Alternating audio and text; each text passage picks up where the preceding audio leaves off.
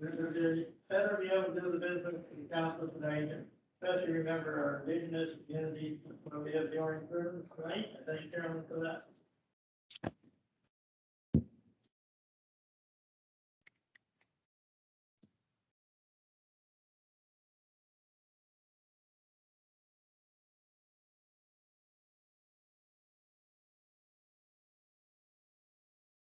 Thank you.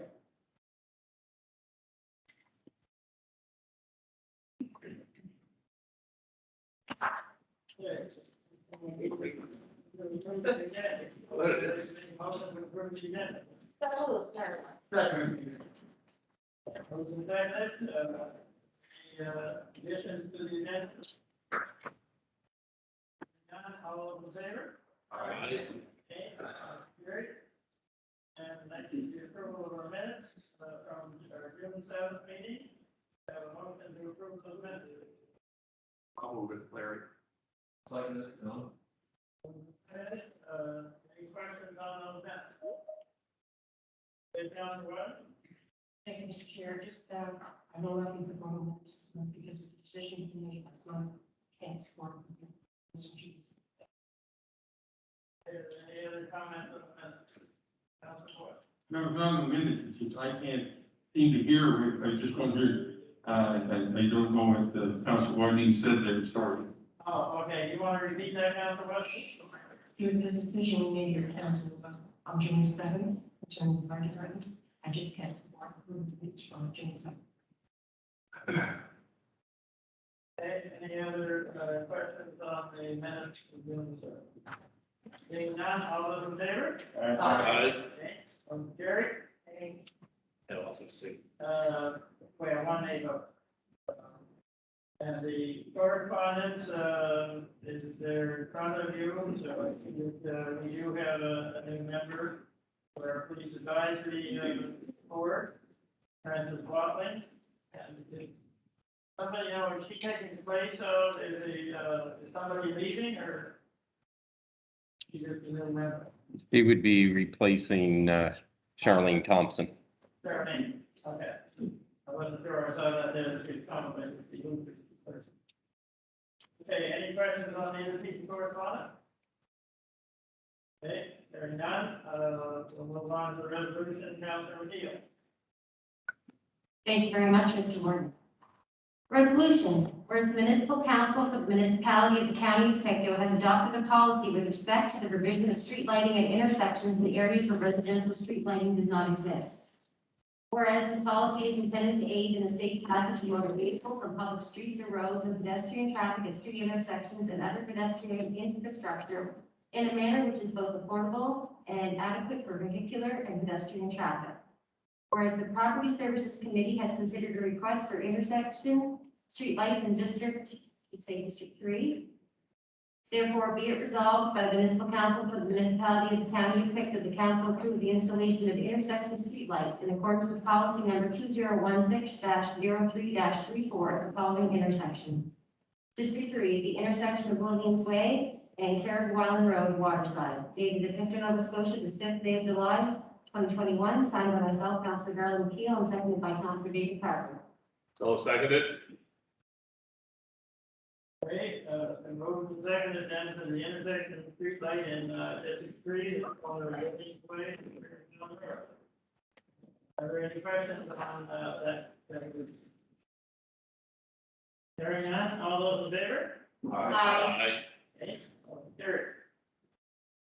Okay, and next is an update on our rural broadband project.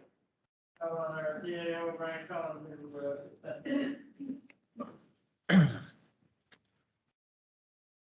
Just give me 2 seconds here. Is having a camera issue for the gallery.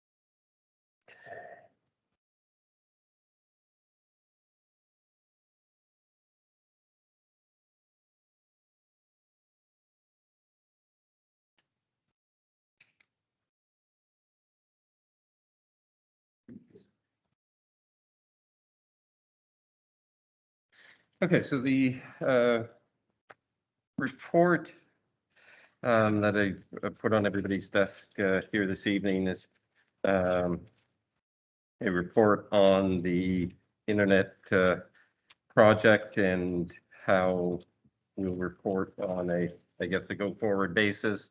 This is the first kind of report that's generated from some of the dashboards that we've developed. So as we move forward, we'll modify, add more information, things of that nature.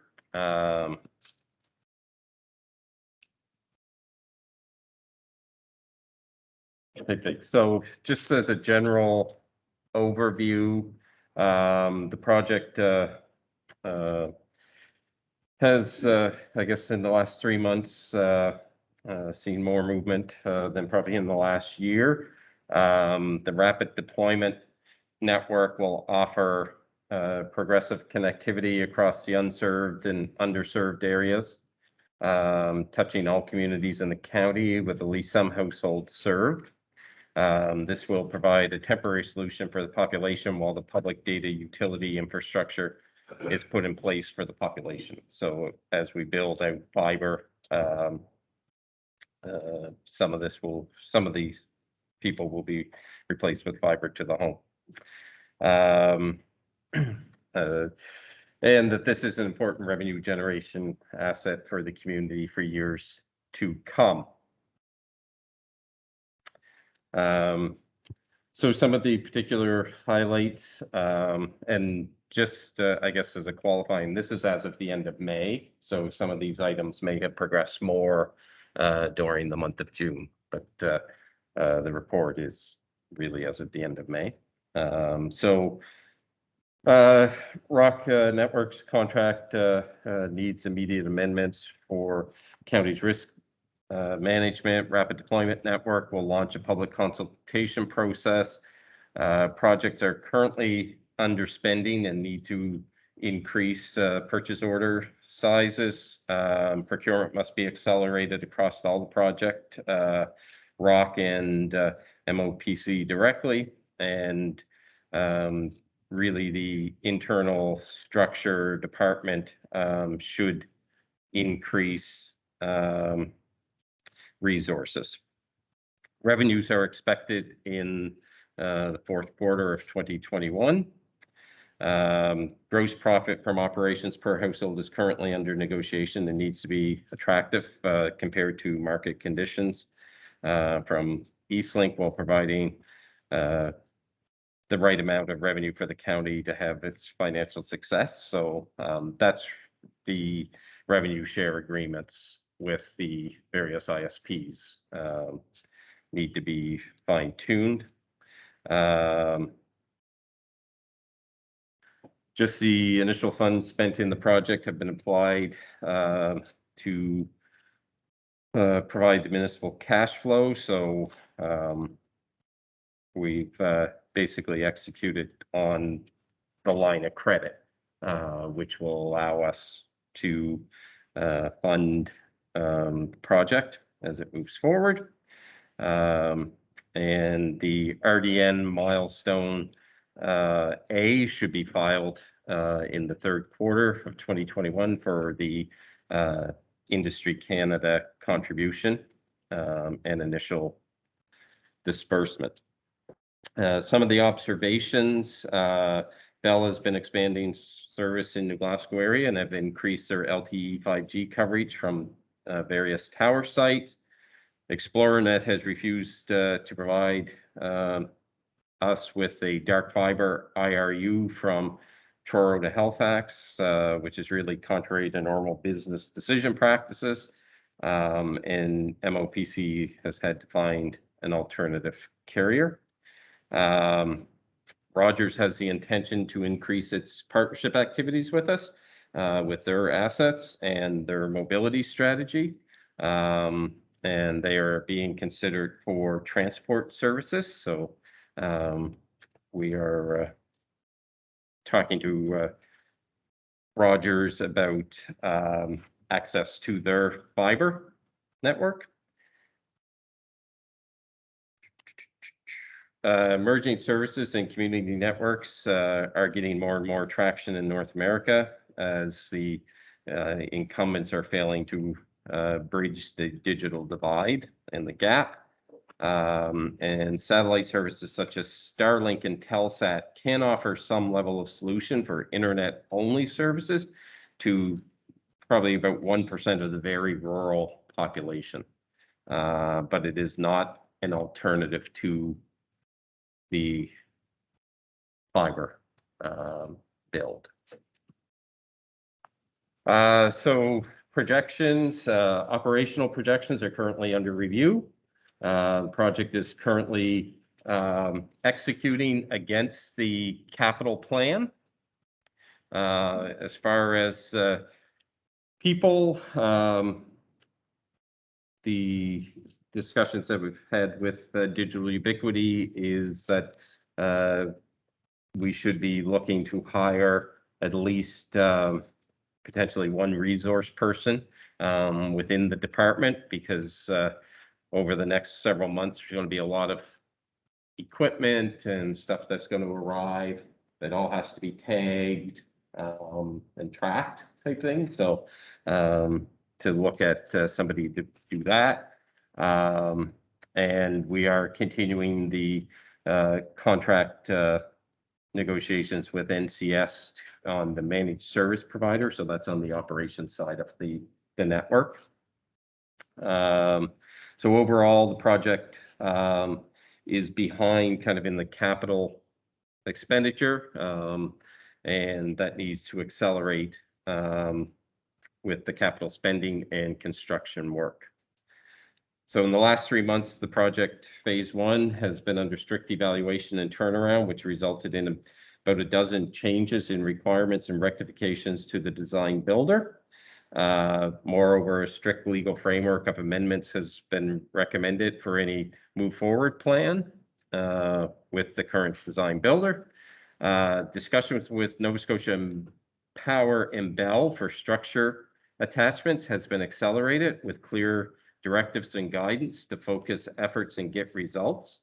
As such, construction will be able to begin within the next 4 to 8 weeks. So that's the make ready process. So there is generally, there's been over the last few weeks, there's been some real significant progress made on make readies and the process that is going to unfold type thing there with Nova Scotia Power and Bell to accelerate.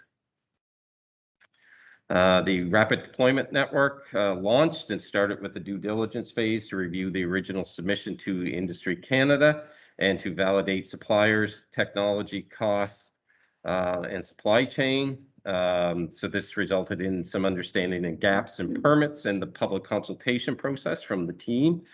And Digital Ubiquity has provided templates to follow, and material information gathering had to be focused. More efforts are still needed on properly securing land and sites to launch the public consultation.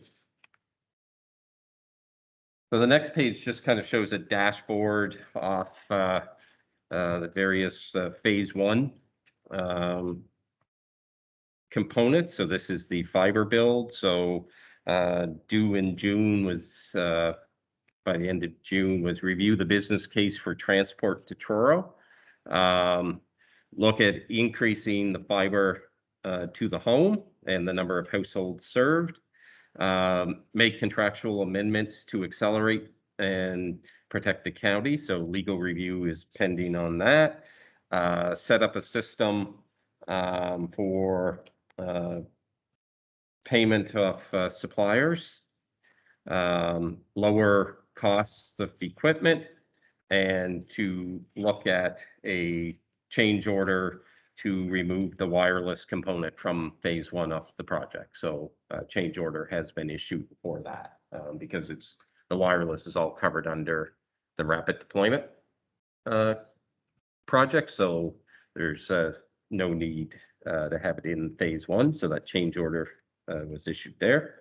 Kind of the make ready negotiate construction start dates, order construction tags, review Nova Scotia power quotes, identify tree trimming, identify segments with no make ready, process payments, file make ready gaps, and look beyond the current year on how make readies would unfold for future project. So part of the process with Nova Scotia Power and Bell has been to identify the key areas and prioritize all the make readies for them to complete their work. And then we can move in and do our work. So it's to get the project operational. So on the construction side,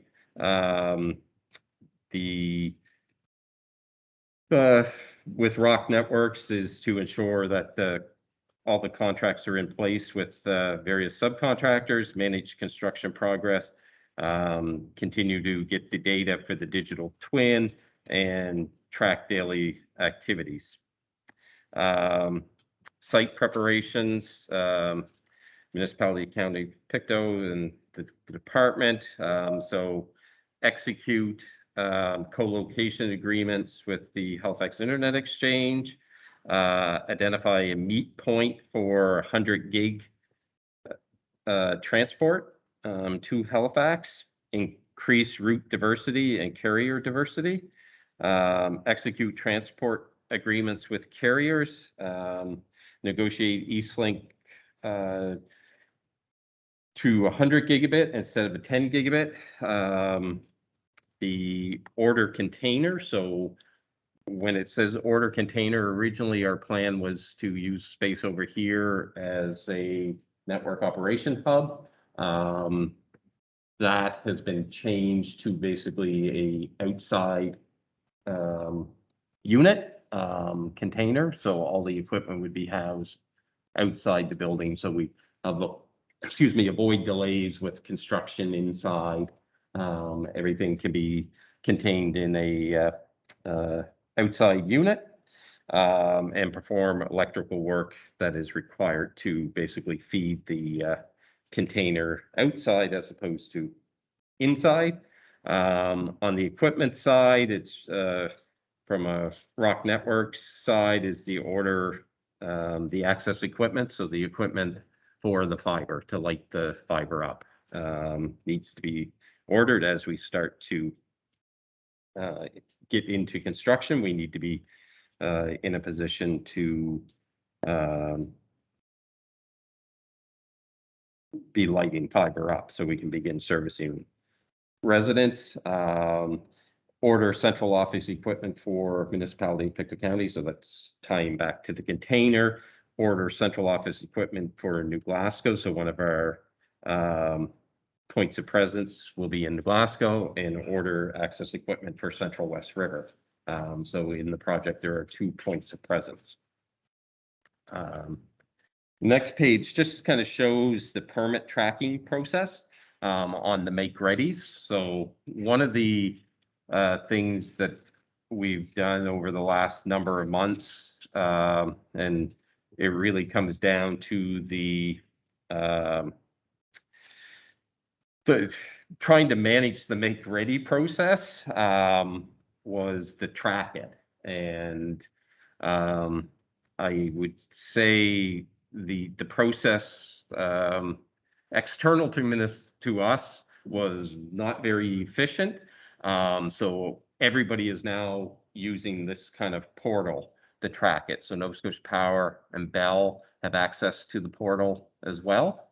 So all the updates are being done in real time type thing. So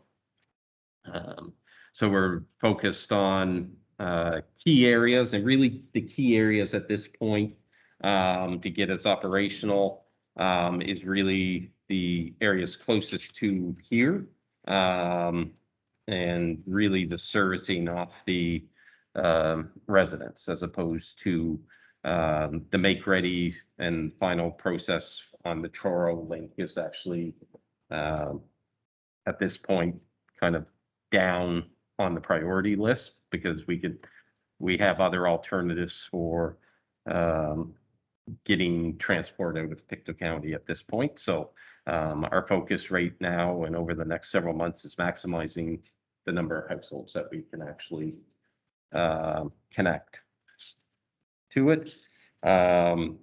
Next phase or page is just the kind of the expenditures, then kind of a financial scenario situation.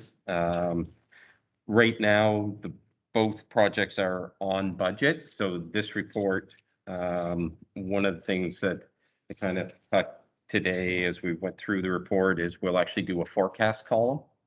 So we'll forecast what we see as the final cost type thing. So if there's going to be a deviation from it, you'll see where that deviation is, right? But as of right now, both projects are on budget. There's no change there. Actually, the phase one has been the change order to reduce the wires actually frees up about 800,000 in cash. So then as we move to the next page, this is the rapid deployment network. So as we look at permits and licensing, so prepare public consultation packages for 12 tower sites, land survey and pictures for 12 sites, land acquisition when applicable, Industry Canada microwave licenses. So in order to broadcast, we need to be licensed to do that. So those licenses have been applied for. Issue public consultation in various media, as well as registered letters to each of the affected parties. Anybody that, I believe it's 3 times, within 3 times the height of the tower, will get a registered letter saying that a tower is looking to be installed, and they will have certain timeframes to provide comments and things like that back to us. On the site preparation, it's maximize co-location agreements, find additional lands and sites, look for, negotiate with farms for silo access, negotiate with Stingray for co-location. I believe they have a tower on Mount Tom. So look to co-locate equipment there as opposed to build. Complete soil analysis, complete RF survey, tree trimming, as well as prepare concrete base preparation, tenders and civil work around that. On the radio system, do this month the RF modeling and analysis, prepare and stage the microwave components, initial order for the Wi-Fi equipment, initial orders for TV white space, initial orders for the microwave links, order installation equipment and manage power and uplink requirements. So under the central office, prepare electricity, deliver MPOD for MOPC land. So that is the hub or the container that will be the operational hub. Deliver APOD W for MOPC roof. So that's a small, basically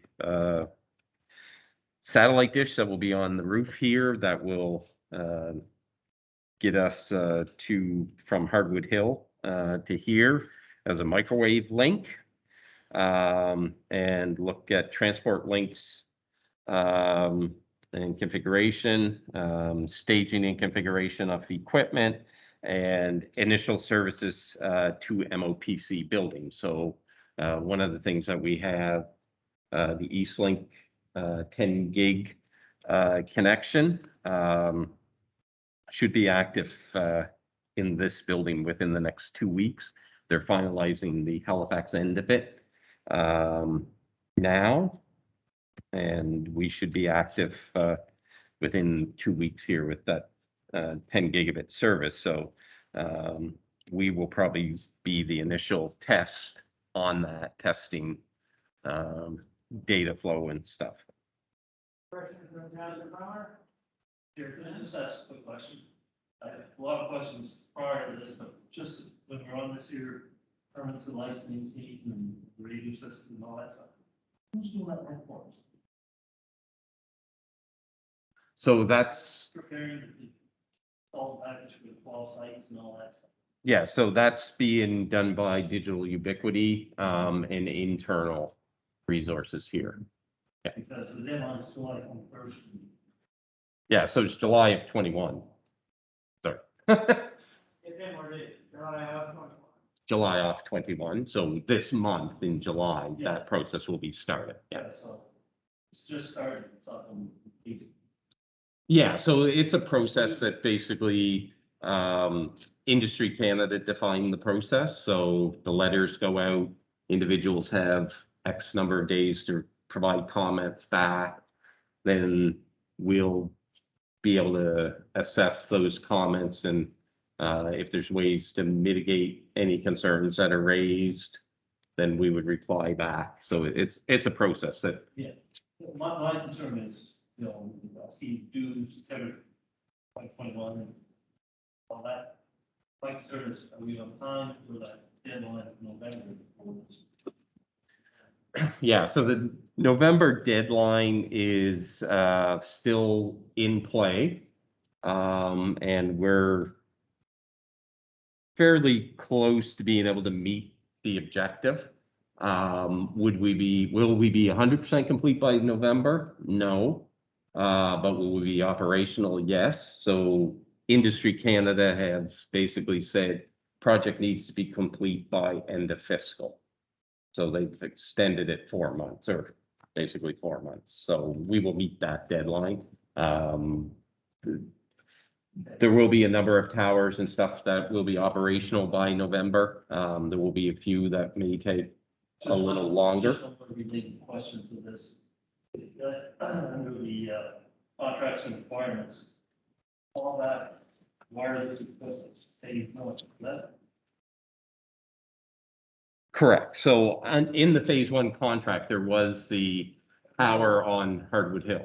yeah, are we going to do this, the second part of this, with the towers? We going to put power in phase one part, to supply wireless first before we then, or they get their fiber? Is that the idea? So we don't provide wireless and then eventually give them wire. Phase one. In some cases, some of the areas that will be served by the rapid deployment network, the wireless, will, as you build out your fiber network, some of those residents would have the option to switch to fiber to the home. So we are in the power up in phase one of that rapid.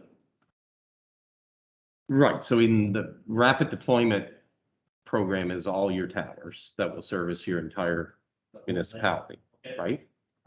But what the phase one change order is under contracts is that in the Rock Nova contract, there was a tower to be built on Hardwood Hill. In that has been pulled back. A change order has been issued to remove that tower requirement from there. That's And what it's safe to say, 100,000. exactly. That's what I was. And all the wireless equipment and stuff that goes along with the build, it's all in the rapid deployment thing. So that's where the change order, contemplated change order is. That's what I want. Yeah.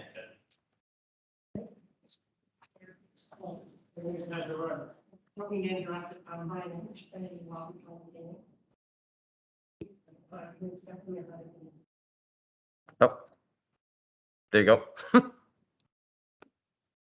Okay, carry on. Thank you. All right. 22 seconds here. Back. So on the towers,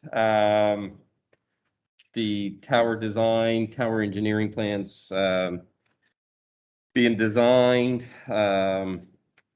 safety code 6 certifications on the towers. That's an Industry Canada requirement. Tower 3D CAD representations being completed and looking at tower installations and procurement at some point during this month. On the communications side, due by September of 2021, community outreach plan, marketing campaign to households impacted, live progress maps from dashboards for the population,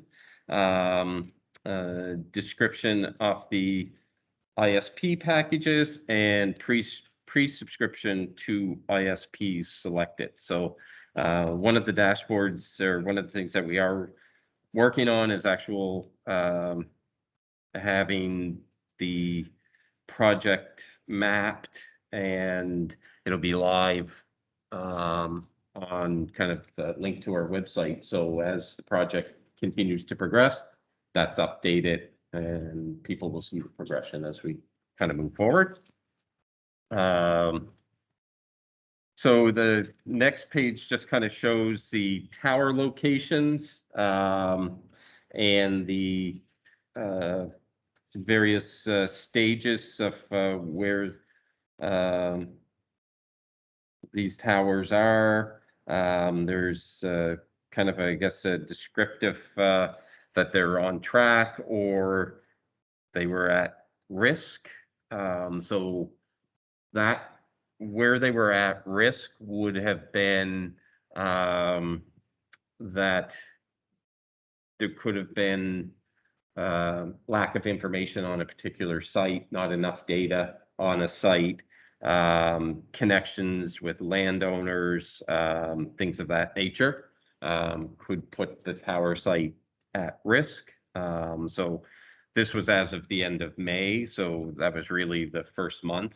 But all of those sites are on track at this point. So that's a change.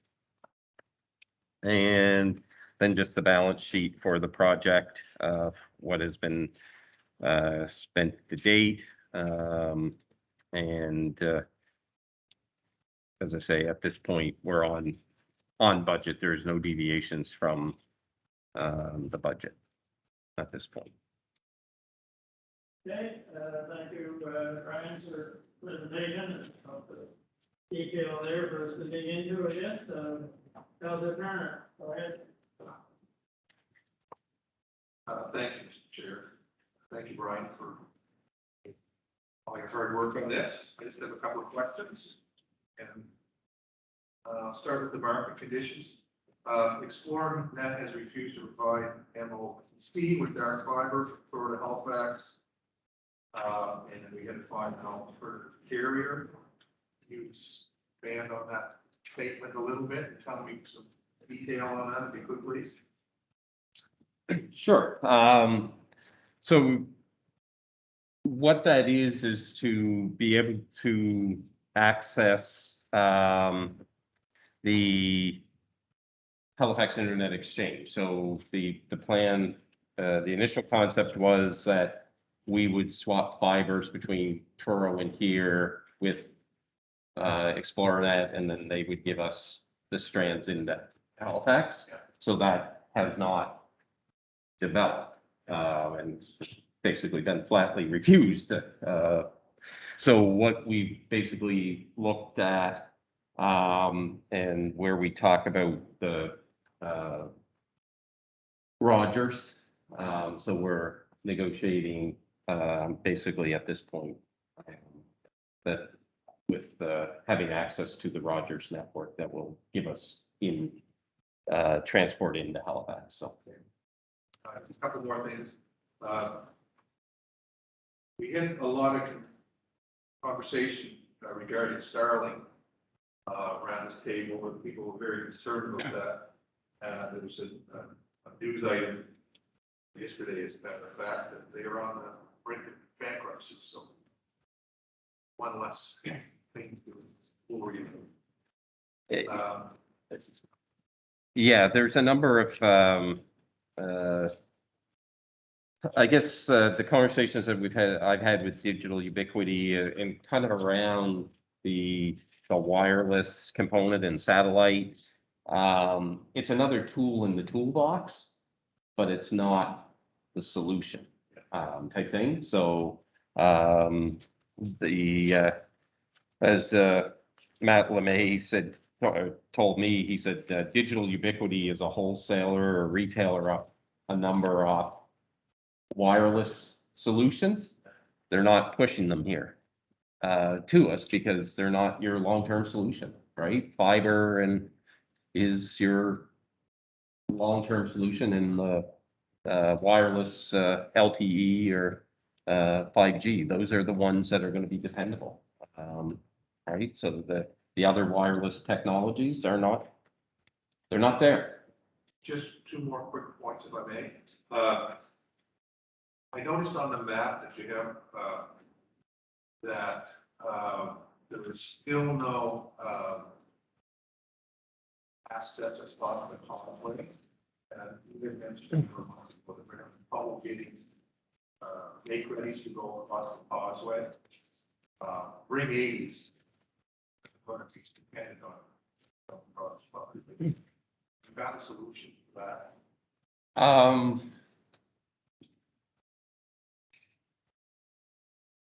I guess the concept of having a closed ring has kind of been maybe abandoned a little bit, because the causeway is just financially not feasible. So looking at redundancy in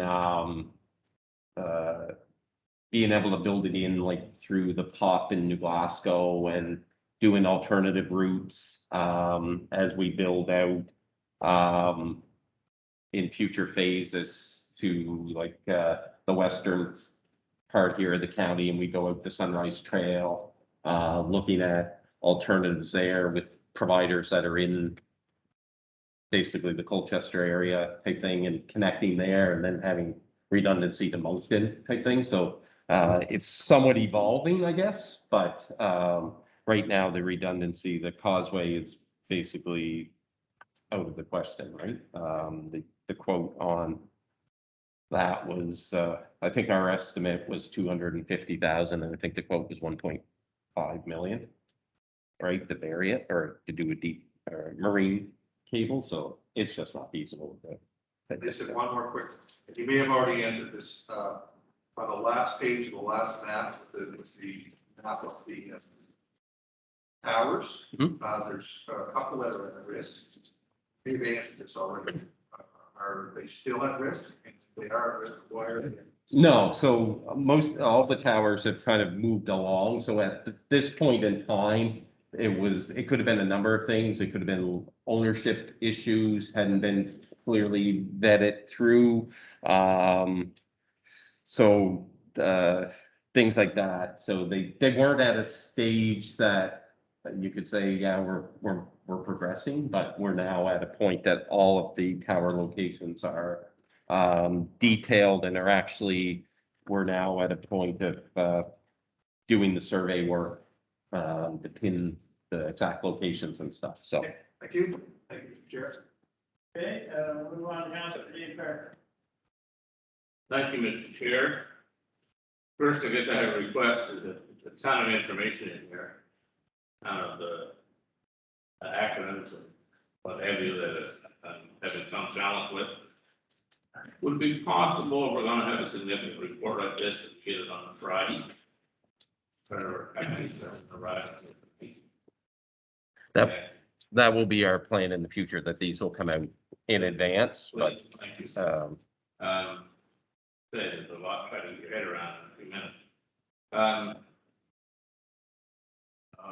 Near the very beginning, executive summary, you've got to look at the county DOIT. so we needed to basically form a department.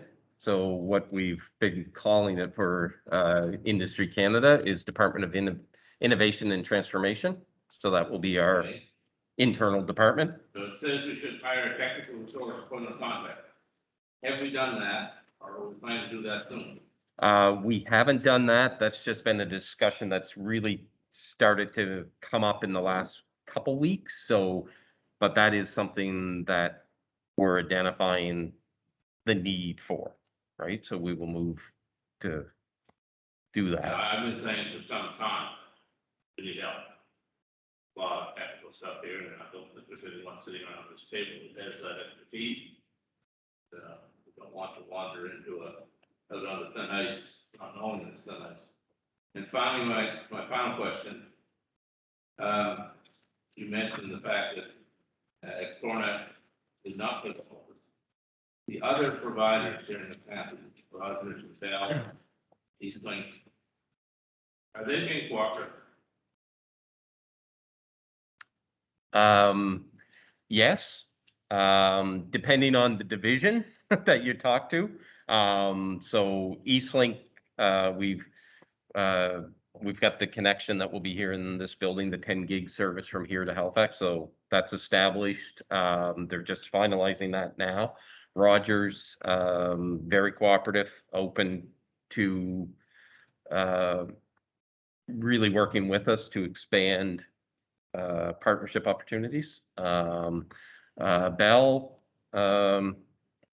are probably, we'll put them in the surprising category of cooperative, right? Type thing on. And as I say, there's different components to each of these companies. So there's like kind of the retail side of the business. You may not have the same level of cooperation there, but on the carrier service side, which is your internet traffic and getting it out, there's a lot more cooperation there because that's a business case thing, right? The more data they're moving, the more lucrative it is for them. So so generally, I think it's over the last number of weeks and things, even on the make ready process and stuff like that, we've seen a lot more cooperation on that over the last little while, and the actual process of moving forward is positive for us, and identifying the areas that there is no make ready in, so we can focus in those areas and actually start constructing. Basically the tree trimming, moving that along at a much faster pace, accelerated pace, so then we can go in and install our fiber type thing. So, and there's some discussion around even how we can kind of accelerate our project through the make ready process. One of the components of the make ready process, the make ready process is very bureaucratic. So at the end of it, there has to be permits issued and cost reconciliations done and stuff like that. But there's basically an agreement in place that we will be allowed to construct without the final permit being signed off, because that could take months for it to work its way through. So as long as all the field work is done and stuff, we can go in and start the process. Thank you. Okay.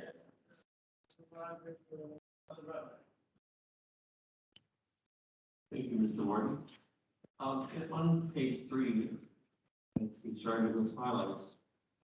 States that the rapid deployment network will offer progressive connectivity across the underserved and unserved areas, touching all communities in the county with at least some households served. Do we have any idea how many households will be served by these 15 towers? So our projection right now, and it's based on the requirement to satisfy Industry Canada, is 2,000 homes would be serviced.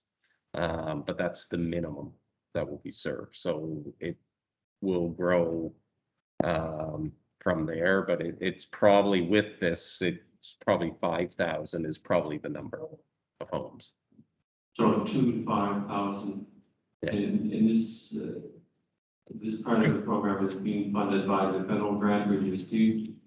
Correct. So one of the things we have to remember is that these towers, while we're doing them under rapid deployment, they are linked back by wireless at the start. So it's all basically cascading a wireless feed back to here. So when we say 2,000 can be served, and that number will increase as we build fiber out and actually run fiber to these towers, which gives us the backhaul capability to haul more data back. And that's when you will start to see kind of the numbers start to ramp up, because you don't want to oversaturate a tower. Like a tower may be able to serve 5,000 people or sorry, 500 homes.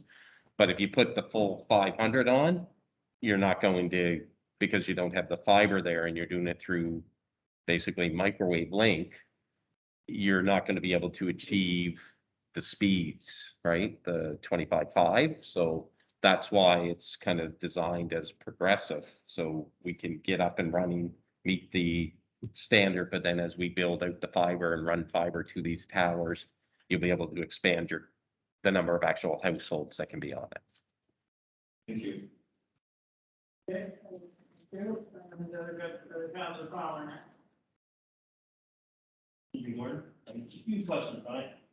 So number 2 on the highlights. Is that the rock method of Songbird needs to immediately amend the counties to expand.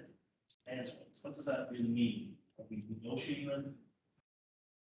No, so it's really about how we project manage them, manage that contract. So that's using things like an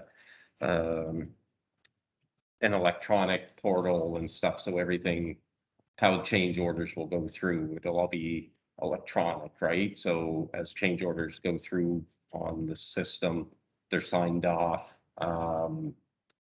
type thing, and it's the process of how we.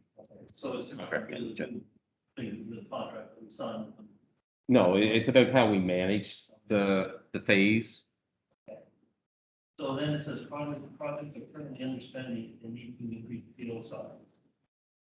Is that because we're not doing any construction yet? Yeah, so in essence, like some of the things that we're not spending on because we're not doing the big kind of ticket items. So we need to increase that level of activity type thing. And even on the rapid deployment contract, like we're probably, on some of the equipment orders and things like that, we've started issuing purchase orders and things like that over the last number of weeks to kind of ramp it up type thing during the month of June. So we have accelerated it to get it because some of this stuff has lead times, like 3 or 4 months, right? So you have to kind of get in the queue, I think. So we have accelerated a lot of those items during the month of June. Okay.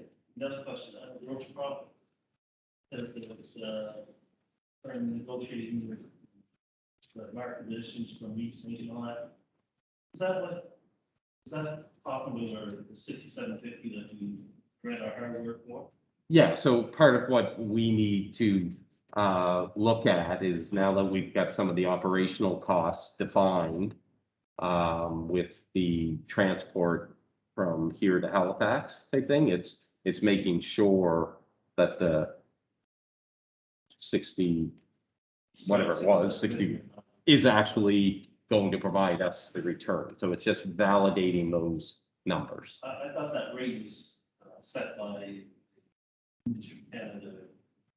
No, it is for carriers. It is for like the carriers, but because we're a non-dominant carrier, the CRTC does not regulate the tariffs on private or open access networks. They do on carrier networks. So the bells. Put that at $80. Exactly. Yeah. Okay, 2 more. In the last 3 months, the project phase 1 has been under strict evaluation and procurement, involving the doesn't change requirements and recommendations for the design build.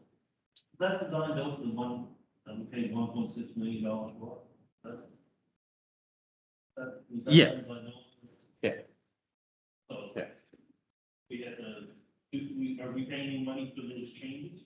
No, no. So these are just some technical changes to make the network work better for us type thing. So one of the, so some of the design things that were contemplated, I guess, have maybe been changed a bit on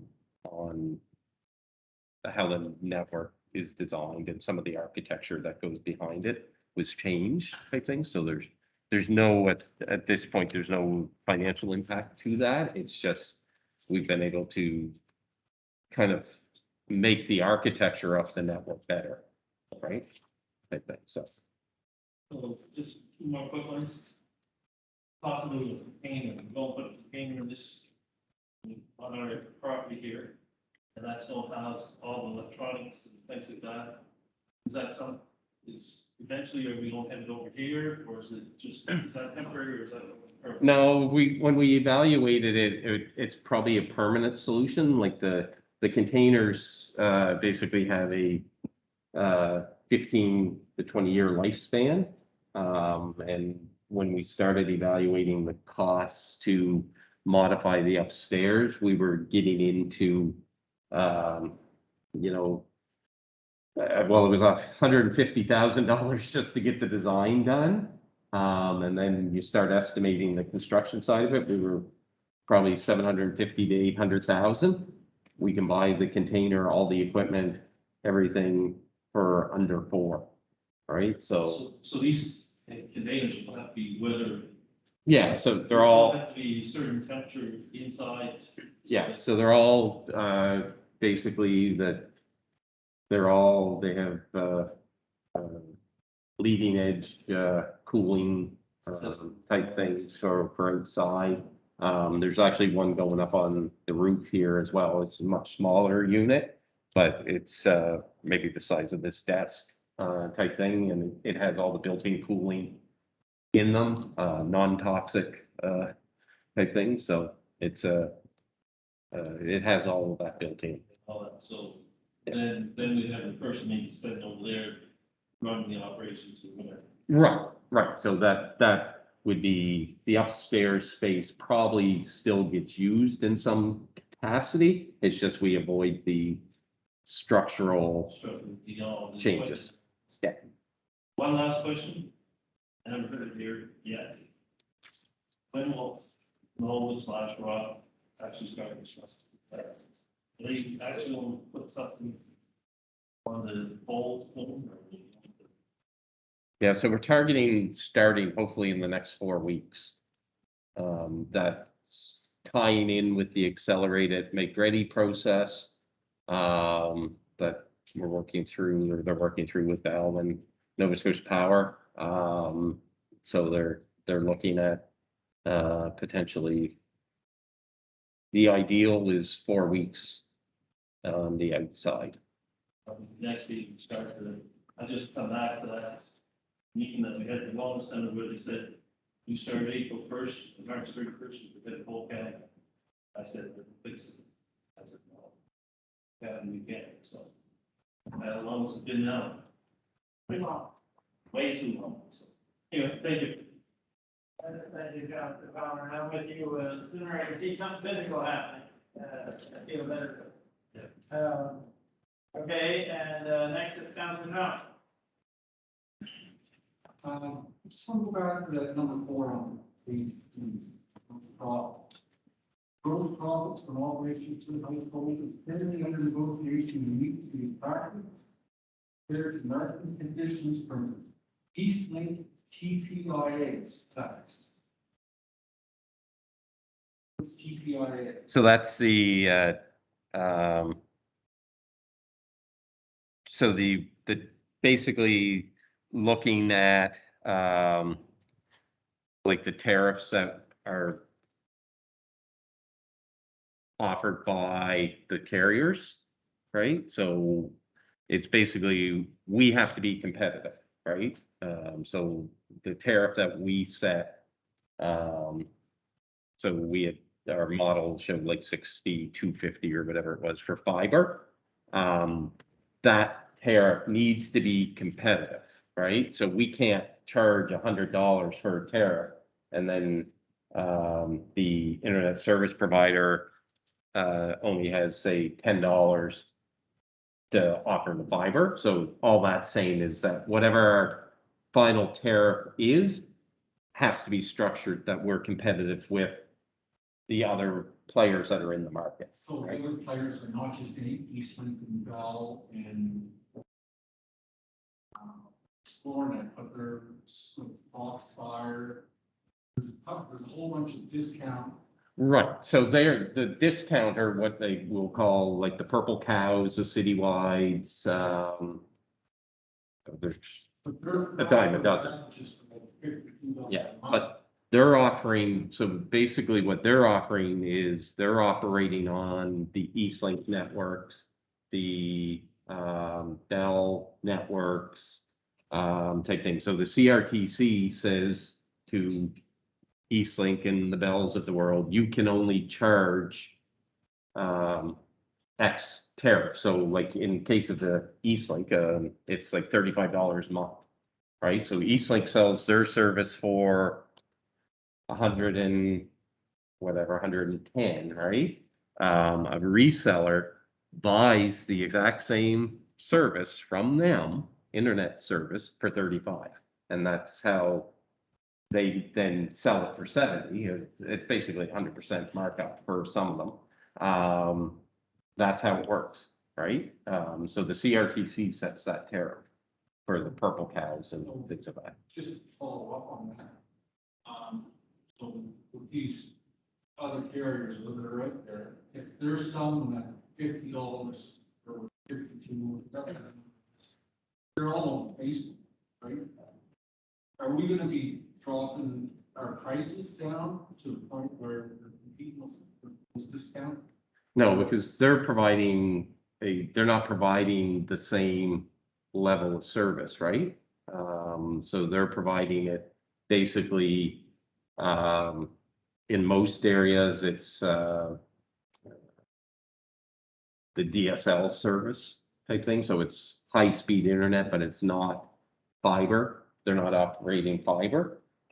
Some of those resellers are, they are actual internet service providers as well. So they could come on to our network and actually provide fiber to the home, paying our tariff, right? So they're resellers in one market, but they're also registered as ISPs. So they could come onto our network and actually offer a higher end product.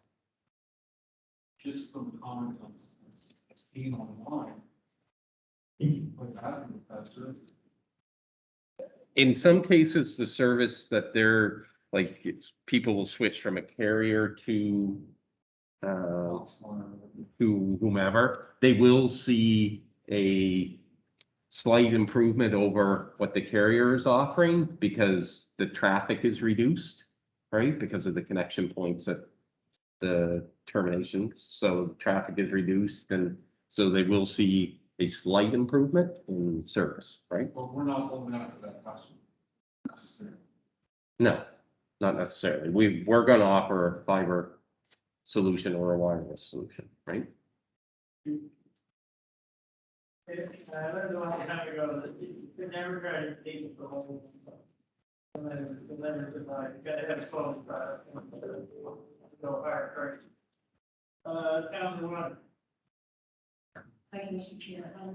Just some few questions as well. Just back to the, create a sector for highlight. The internal grant change to go that way it's only should be better than it is.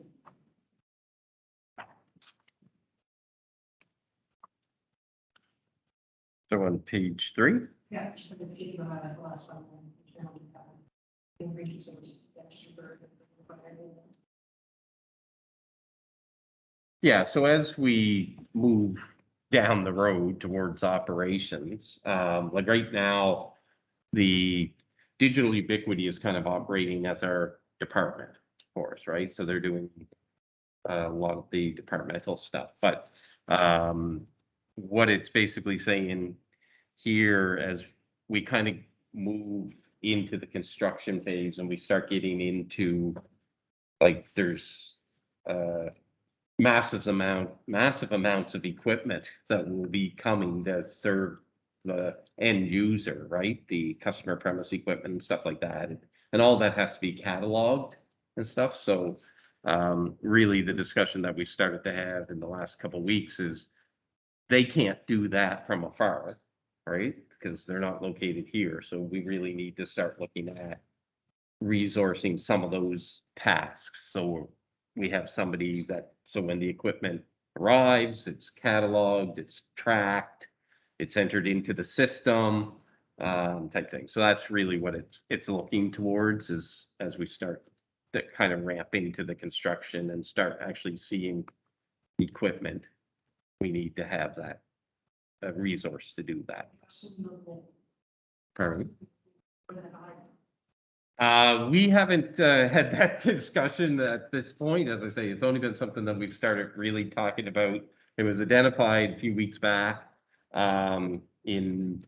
well, it was identified in May, and we kind of just parked it a bit, but we started in the last, I'd say, week and a half, having that discussion a little more, that as we start tracking and seeing where all this is at, the purchase orders, things like that, that the equipment that's being ordered, it's like, okay, well, we probably need to start to ramp this up. So so we'll have that discussion probably more in the next week, right? And the type of person that we're looking for, skills and job description, things like that. So through all the yards. The issues they have here, so just there's me on page 4, talk about the people, and it's a big part of our church contract, NCSMSP for additional resource services. And it's NCSMSP. yeah, so NCS is the company, and MSP is managed service provider. So there's basically the managed service provider is the person or company that would operate the network for us. So once it's up and running, they will maintain the network, right? So that's what the managed service provider is. So we've been working over the last number of months on that kind of agreement and operator agreement. So we're slowly making our way through that. So and I think we're probably, hopefully this week, going to be in a position that we'll send it for our legal review type thing. So that's our kind of our hope at this point.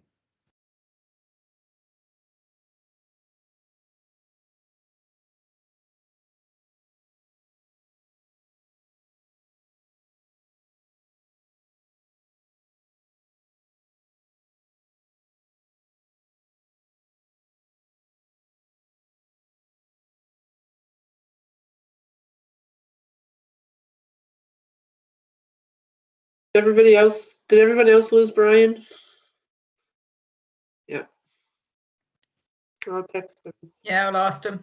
Lost the council chamber too. He's having real trouble tonight. We can't get that camera to work. Yeah, I don't know what happened here now. I lost everything. Yeah, just have you guys. All right, I'll text him and see if we can get him.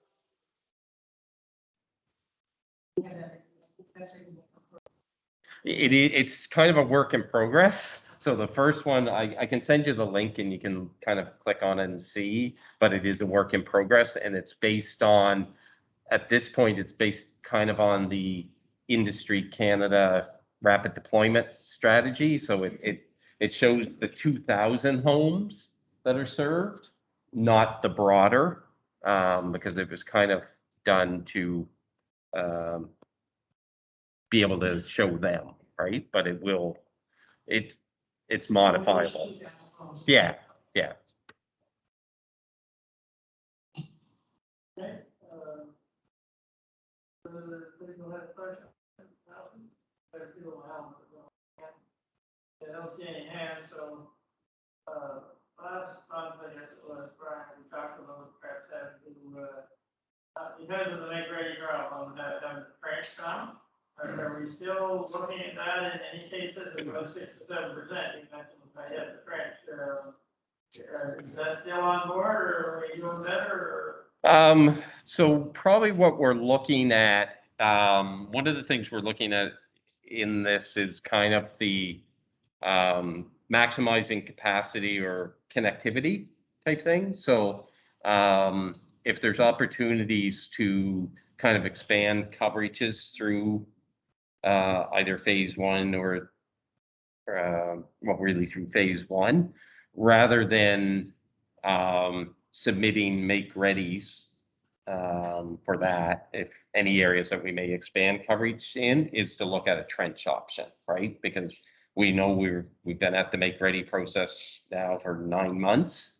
So if we look to add an area, we basically be, looking at the same process, potentially 9-10 months. So it's the trenching is kind of looked at as a way to accelerate some different areas.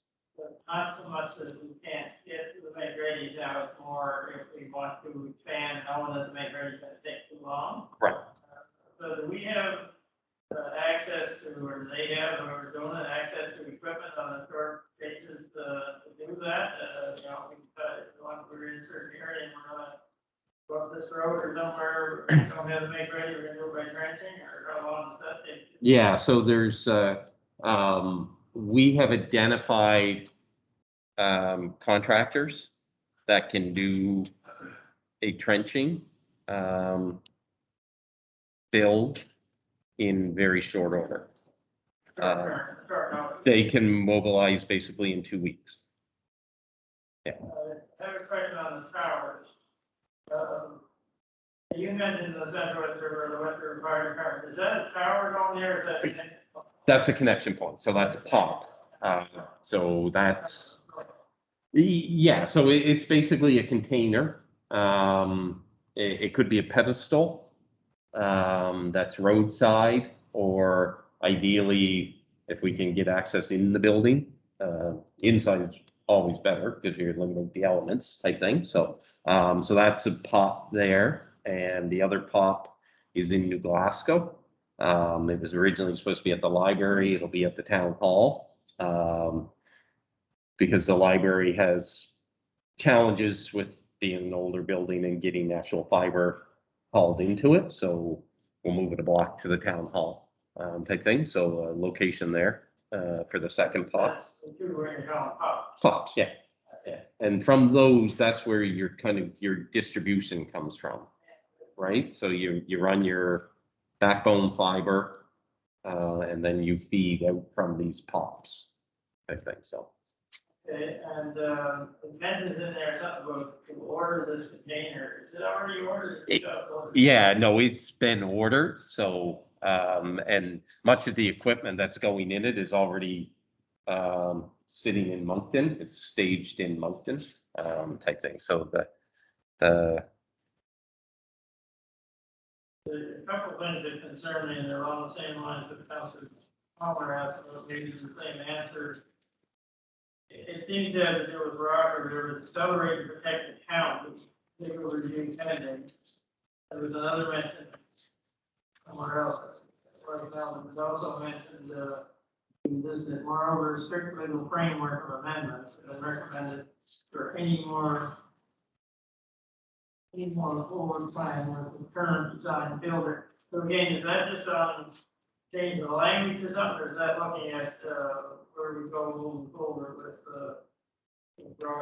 It's really how, when we did the, kind of the review, when we hired Digital Ubiquity, was to undertake a review of the project and status and how we can make improvements to the way we operate. So that's kind of the framework, is to put that in place, right? So we have the ability to, in essence, project manage it a little differently than we were prior to having Digital Ubiquity. okay, I sort of the legal footing, I guess, but I will say that I'm much more impressed with how things are moving since the Digital Ubiquity took over. There seems to be a lot more organization, a lot more updates. Like I said before, I went past the power, I'd like to see something happen soon. Sure, we all would. Hopefully we're moving film to that stage, because I know many of our residents are anxiously waiting for not only the rapid deployment, but get phase one going here so that we can have the power to the home. But it is good news. I think that some of the bigger players are perhaps cooperating a little more with us. Maybe they realize it's going to be here no matter what, that might be helping. So if there's no more questions on the, oh, sorry, go ahead, Councilor. On another definition, environmental on page number 8. Hours that's on the DMIT and RENAC. REMAC is an actual company. Yeah, so they're the company that's doing the civil design and things on the towers. So they're that's an actual company. I'm not sure what it stands for. Okay, let's move on, and there's community announcements. I think is our next section on our agenda. Did anybody get any community announcement? Go ahead, Peter. Just the Lawrence Fire Department, I want to need to thank yourself, Warden, and the CEO for coming out last Monday and sort of giving them a presentation on the fire study and what it means to the fire department.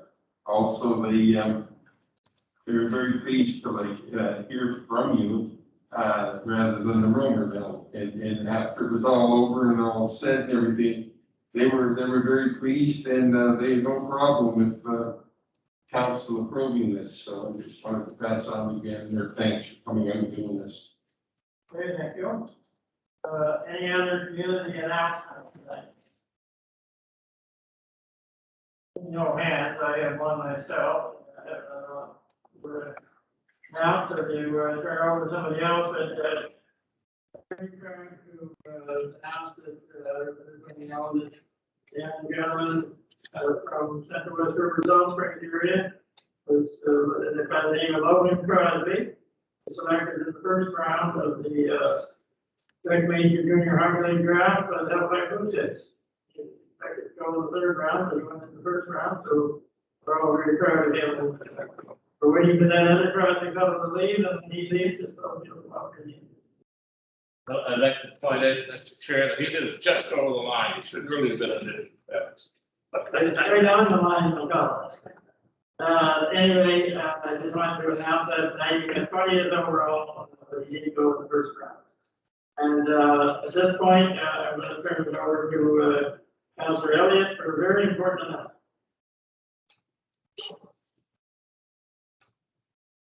Thank you.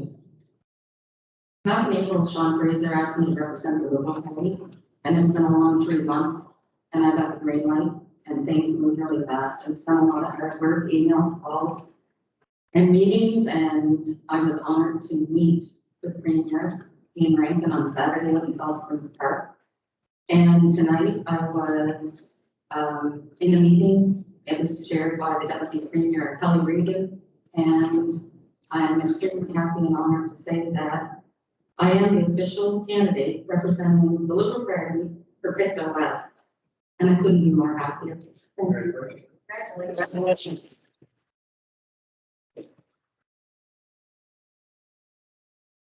Great to have one of our own take care of this. We're coming up with expecting very soon. When Cricket Rankin was in South America, was he lost or did he get there first? Okay, don't get into any political debates, at a provincial level anyway tonight, but, now we're all very proud of you. Now we're going to emergency resolutions, any emergency resolutions requiring unanimous consent. Hearing none, we'll go on to the referrals for committees and council. Do you have any referrals, any for council? Go ahead here. Just, I brought it up before, and, it never seemed to go anywhere, but I've been, my camera is not working right. I took it back to the now 3 times. And, yeah, it said they cleaned it, they did this, they done that, but I'm still not getting things, and when I do get them, I'm only getting half of what I should be getting, so. I just wonder if we could get them guys in and see if we can't find out what's going on, and, should maybe be looking at it wrong. Okay, I know I had more problems with this one, but, let me go to that all, and I had with the old one for 4 years, and I have taken in the end, and they've been very good for me in there and get it going and everything, but it is kind of aggravating sometimes, but it's just it, well, sir. Go ahead. I was asked to share the information before and I didn't. And I had many meetings with Matt Kennedy at the Lonzo Library and no one came off the bottom. I had no technology skills at all. And I met with him probably 9 times and it's phenomenal what he can teach off the iPad and walk you through the steps. He'll even do Zoom meetings, he'll send you and he'll do it right here with your right in the room. And he'll walk you through every step, and it's free, and they make this #1 priority, the municipality, the councilors, anybody who wants help. And if you want to go get back to me, he's talking out. What was that name again? Matt Kenny. K-E-N-N-E-Y. Yeah, and he'll walk you through anything, email, attachments, photos, and anything. Anything would be a learn for me. No, that's good to know that there is somebody there like that, but, I don't know if that's your problem, Peter, or it's more of an equipment problem. It's equipment, I think the other day was in Sean Fraser's office at the meeting, and they said, okay, we'll send out the, the stuff, the little email to you, and let you know what's going on. But the only way I got some of it was they said it with my calendar, but the other stuff, the message supposed to come, they're receiving. But I don't know what's going on. Is there anything Brian we can do in terms of it? Maybe his machine does. I'm not saying it is, but I mean, is there anything we can do to get a different machine or something that you can't operate? So, Yeah.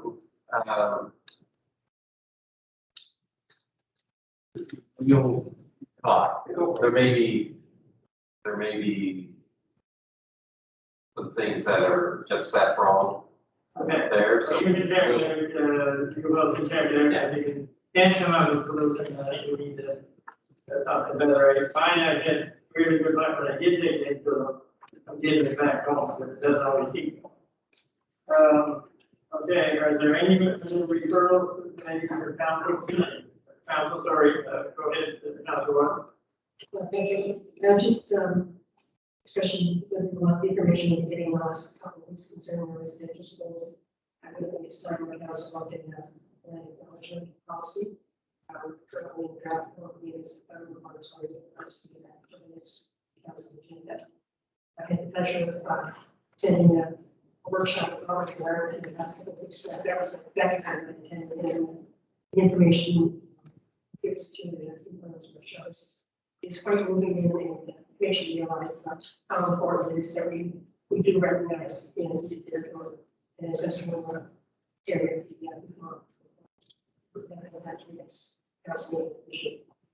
Councilor committee. On the council, okay.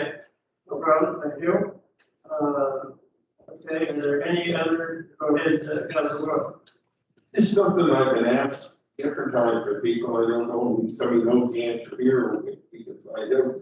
Is, when gas goes up, diesel is up. In Nova Scotia, it seems to be an 8 cent, 9 cent difference between diesel and gas. But if you look at New Brunswick and PEI, they're almost, sometimes it's more in New Brunswick and sometimes PEI is the same or something. That's just, how did we come up with this? I mean, I don't know with URD, but why is it so much different in the two provinces than ours? We can ask, but I suspect it's taxes. The different levels of taxation with the different provinces, on diesel. I know we buy diesel from the farmers, they're getting covered diesel or the regular diesel, it's a big difference because of tax. Right. But I suspect that maybe, normally the prices of fuel are similar between the provinces. But there's a big gap, it's probably because of taxes.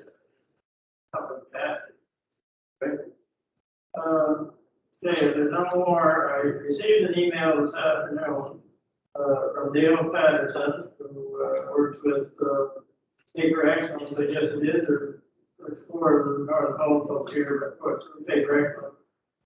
And just says, I have an opening Thursday, says March the 15th, but then I was supposed to be July the 15th, to review the mail transformation for yourself and county council or any evening the following week. And we can let me know what's better for your group. So I'm bringing it up here tonight, so I know Brian and Wayne and I every time discuss, what groups we're waiting or when and that type of thing to try to make things fit into an agenda, but that's an ask. And I'm bringing it here tonight because I know this has been a controversial issue before, and I know it probably will be. But their ask is to meet with council. And he gave one particular date, he said any evening the following week, but just want to get clarification, I guess, from council if that's something they want to do. He did, I, as warden and the mayors, met with virtually with the Dale Patterson and Bruce Chapman of the Mill for an overview of what they call the transformation project.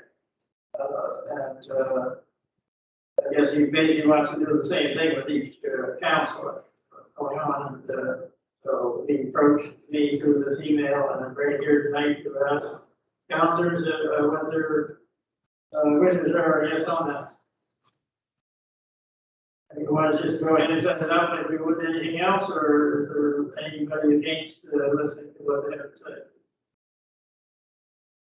Okay, I don't see any reaction, so I will discuss with the deputy warden and CAO, and we will set that up when there's a pretty evening sometime in the near future. Okay, is there anything more under referrals? Next is move to German, so we can move on to finance services. Moved. Seconded. Moved by Peter, and seconded by David. Okay, moved, seconded, all those in favor? Aye. Thank you very much. And, we'll now turn it over to Councilor McKee. Thank you very much, Mr. Warden. I'll now call the Financial Services Committee to order.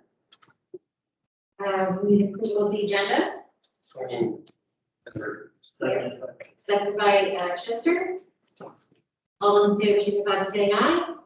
Counter-minded nay. Motion carried. So the first thing on our agenda this evening is the community grant review recommendations. So I think we'll work with this in sections. So the first section is kind of council grants. First thing you'll notice is that we do have commitments to two grants from previous years. One for the Citizens for a Healthy Pictou County, we're in the 4th and 5th installments. And the Glasgow Farmers Market Cooperative, we're in the 2nd and 3rd installments for the building stuff. So both of these have been paid. So open the floor up to questions.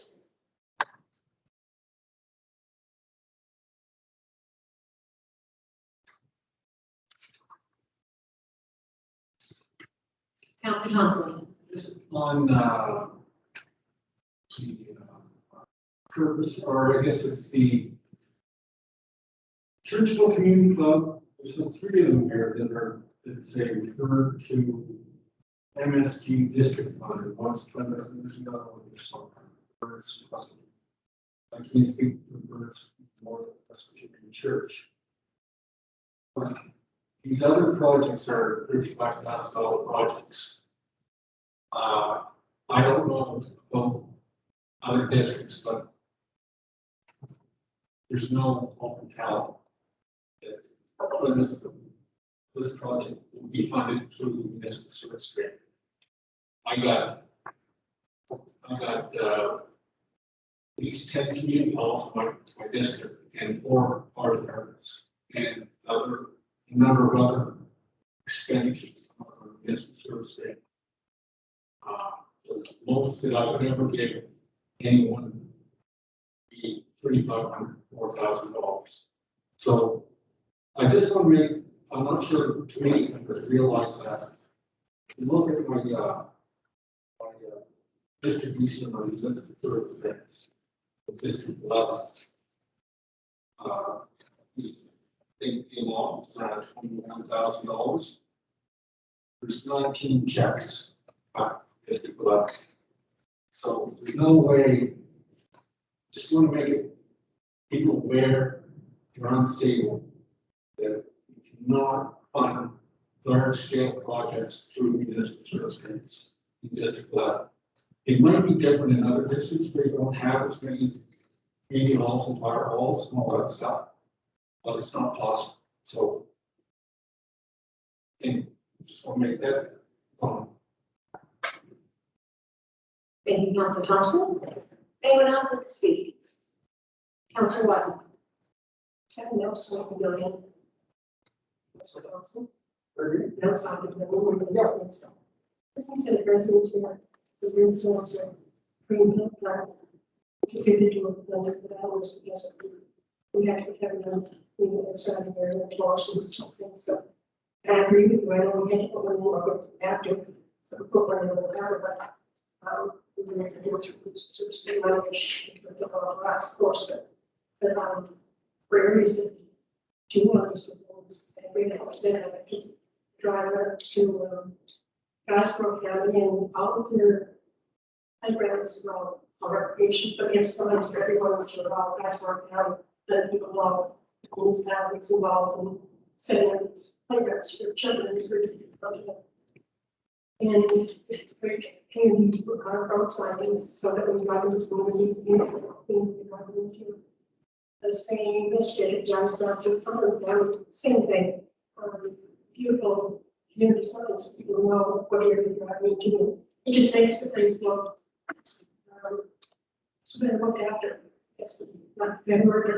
Excuse me, I certainly agree with you that excuse me, these types of projects are important to our communities. And I think as a council, we should be trying to get some of these projects.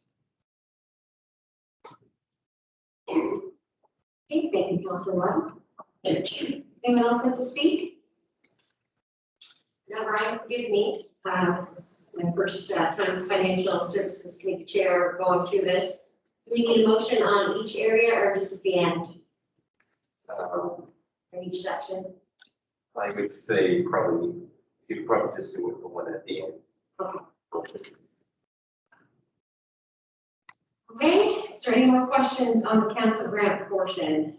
As you see, we had requested $215,586 and we recommended $203,586. Councilor Boyles. Yeah, I was just wondering, no, we don't have anybody on the order board anymore, but used to get them 8,000. See on here it's 10,000. And where everything is sort of, I just wonder why the increase or, what's going on there, and does it show where, they show us where this money's going? I don't know if I should speak to the committee or not, but we had a discussion on that. And they had, my memory, that they had a very detailed application. They had a showing purpose of funds, showing financials. And it's my understanding that that organization has made some real gains and strides. And we guess that was what the committee recommended. Only information.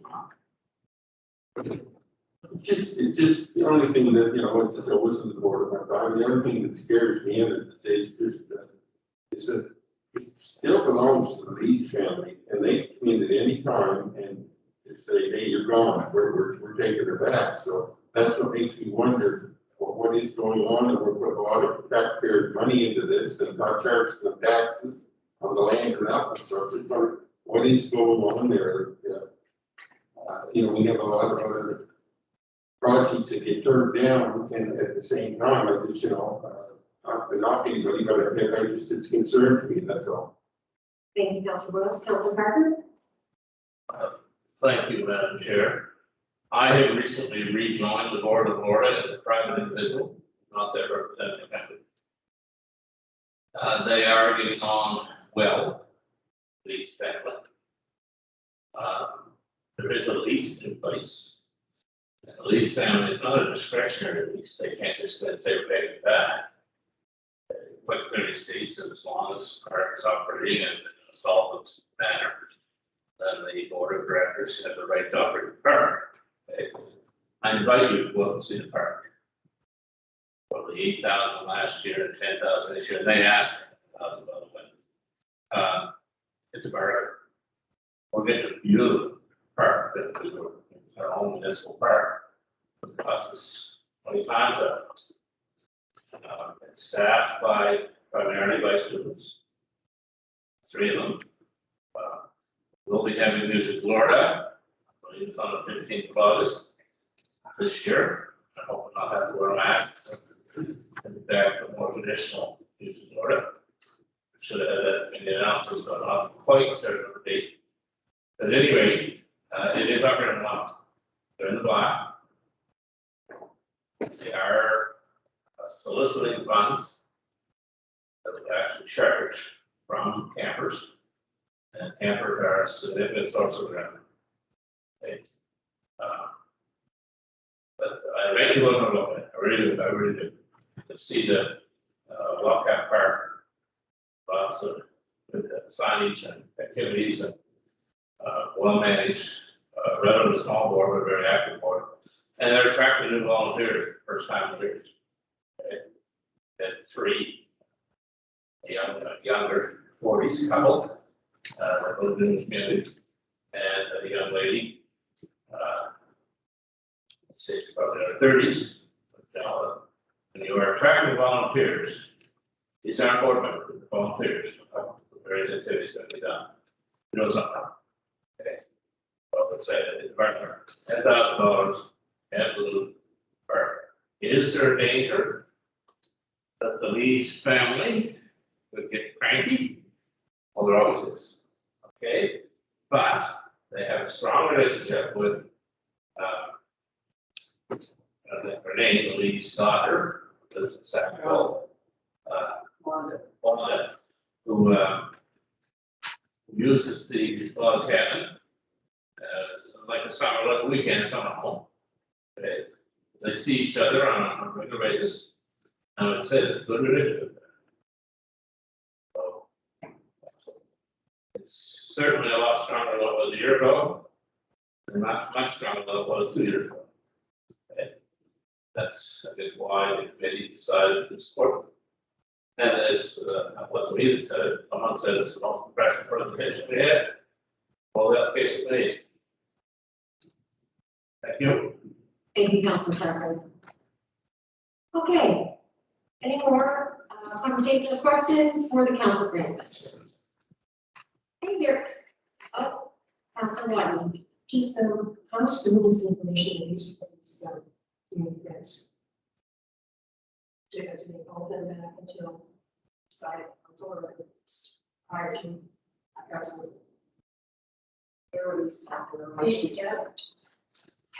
There will be a resolution going through the night, the budget tax rate, approving specific grants and those amounts. And very quickly thereafter, there will be to get information in the finance department for the processing checks. So generally, if we're approving budget early in the month, the checks are okay. Just up to notify the community that they're successful in getting funding. We've entertained phone calls, email inquiries about the status of applications. We have not gone back to them individually, unless they approach us first, to tell them what is being recommended. But when they call or email and ask, we will tell them what the recommendation is. The norm is someone that will call them to tell them what to recommend. Just wanted to say that, actually, but thank you. Thank you, Councilwoman. Warden Parker? On that topic, Brian, did you have, something to say tonight that we talked over earlier about, when you're talking about telling people that they got these grants, because I think there was a contingency on what we're talking about tonight, maybe you could bring that up. Yeah, so I guess part of what the process here was to bring this kind of forward, and it'll feed into kind of the budget night if we have this kind of set type thing with it'll move forward. I think we have to put this report of kind of in context. This is what's recommended from the grants committee without seeing the entire budget, right? So I think this budget, I don't think will come as any surprise to anyone. It's going to be a tight budget, just based on a number of factors that we said a few months ago when we looked at our growth in our role, decline on the commercial side with pulp mill and Michelin. So it's kind of a tough budget. I mean, when you look at keeping in mind that about 80% of your budget is set aside to municipality, and so some of the provision costs, education, policing are going up, I think. So I think this has to be kind of kept somewhat in context, and when we see the final, I guess, draft of the budget, there may need to be some changes, right, to various things, right? So I think that's something to keep in mind. There is a $25,000 contingency in here. We had some discussion at the committee level, whether or not there should be anything even in contingency, because we have a deadline, and if you don't fly by the deadline, is there anything that really should be funded? And I guess the committee's view was it would only be an extreme circumstance that somebody did not know something was going to happen or whatever, that it would be considered for a year. Was kind of the recommendation, but they did put 25,000 in. So I think this still does need to be somewhat tempered in context of the overall budget. So ideally, we'd like to, well, we're, I guess, working through the final versions of that budget. We hope to be able to call a finance meeting for that very soon. And ideally, what we'd like to do potentially have a special council meeting in the month of July to approve that, right? As well. We're hoping within the next 14 days to be able to pull all of that off. Thank you. Since we are just making a recommendation to council today, not, we're not passing it to that recommendation. All right, moving on to community development grants. So we were requested for $20,700, and we are recommending $17,700.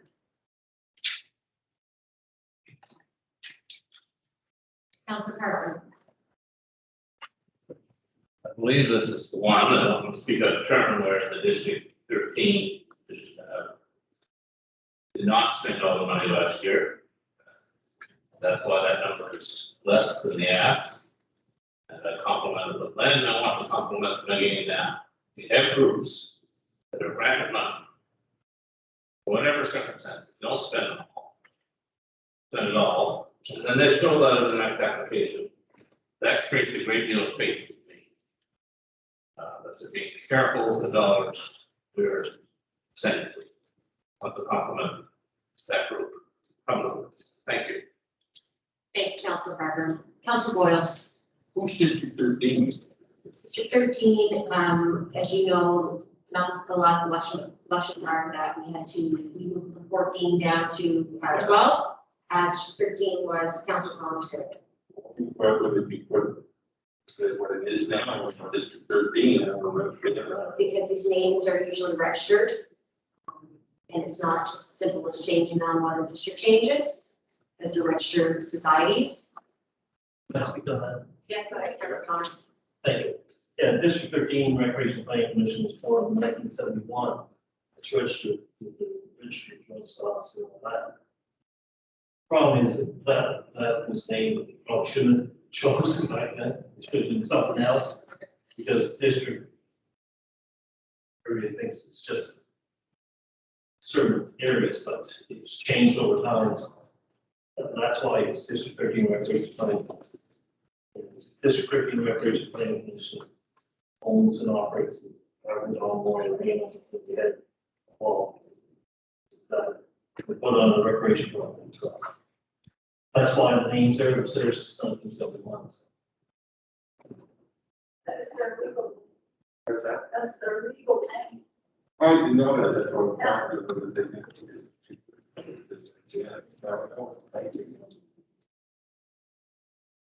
Okay, Council Butler. I'd just like to add, Madam Chair, that you can change the name.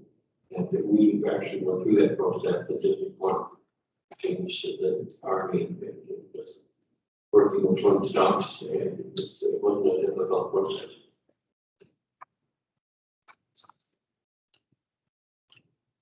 Okay. Any comments or questions on the community development grants? Hearing none, we'll move on to the recreational culture grants. You see that we requested $344,558 and is recommended to count tonight for $201,458. We do have 4 grants that we are in installments of. We have the Delaware Mountain Snowmobile Club, we're in the last installment this year.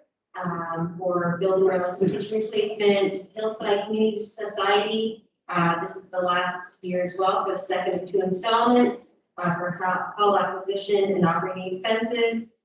County Trails Association, second and third installments for trail development, and the Defector Society, second and third installments for the restoration project. Okay. Any comments, questions on these recreational function things?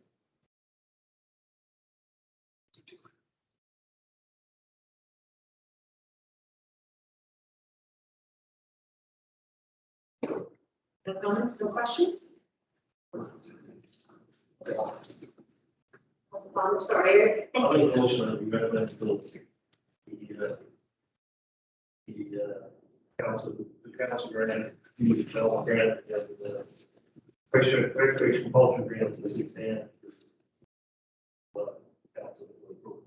I'll second. So moved and seconded. Any other questions on the motion, comments? Hearing none, call for the vote. All those in favor signify by saying aye. Aye. Contrary, nay. Motion carried. Okay, next we have number 2 on our agenda, 2021-22 water, draft water utility budget.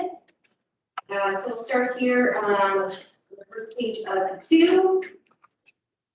Would you like to speak on this? Sure. So the draft water utility budget, total operating revenue, projected at $518,509. Total operating expenditures, $492,900. Which gives us a bottom line operating profit of $25,609, and then interest expense on top of that. So bottom line $29,609, which reduces the projected deficit in the water fund to 232,074. So we continue to trend in the right direction. So when we set our water rates back 3 years ago, generally you try to recover your deficit in the 5 to 7 year period. So we're basically year 4, so we are continuing to trend in the right direction on the water utility. So that is the subject. If there's any specific questions on it? Okay, we'll pull up the questions on the water utility segment.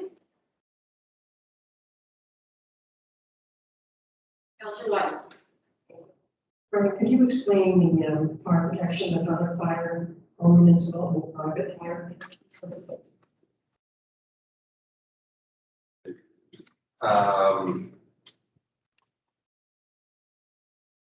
Private, I believe, is the hydrant rental simply. Somebody rented private hydrant in the system or hydrant. The public fire protection is the amount that shows on the hydrant budget. So it's the portion of our water utility that is for fire protection. So the assets are allocated on a formula to between various categories, transmission, distribution, and then there's fire protection charge. So that is the charge utility bills back to the municipality for the hydrant service that we have. In the municipality. So we also have that charge as well from Stellarton, Glasgow. Okay, we see that on the hydrant. Yeah, so that number is on that budget as well, but it's a calculation that our utility bills the municipality for fire protection. So it's set by the order, the RP board sets that amount. Give me an example. Hydrant rentals. Move that back. Private fire protection, I don't know, Karen can hear me, she may know exactly who that, The fire, there's private hydrants up in Riverton that we bill the private hydrant fee to. East River. Yeah, so there's a few hydrants in Plymouth, Riverton that we bill the individual property for, so they have a hydrant on their property. Okay. Up the home, up at Valley View. Valley View. Okay. Any more questions? Okay. What is your pleasure, councilors? I'll make a motion. Okay, it's been moved by Councilor Palmer, second by Councilor Elliott.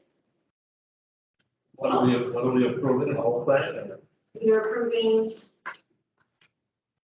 Yes, would be the operating budget for the water utility. Including the hydrant charges. No, Now, that's those are separate. separate. That's what I was asking. Thank you. Okay, all in favor, signify by saying aye. Aye. Contrary, nay. Motion carried. Next, we'll move on to the hydrant charges 2021-22. As you can see, we have districts 8 through 12.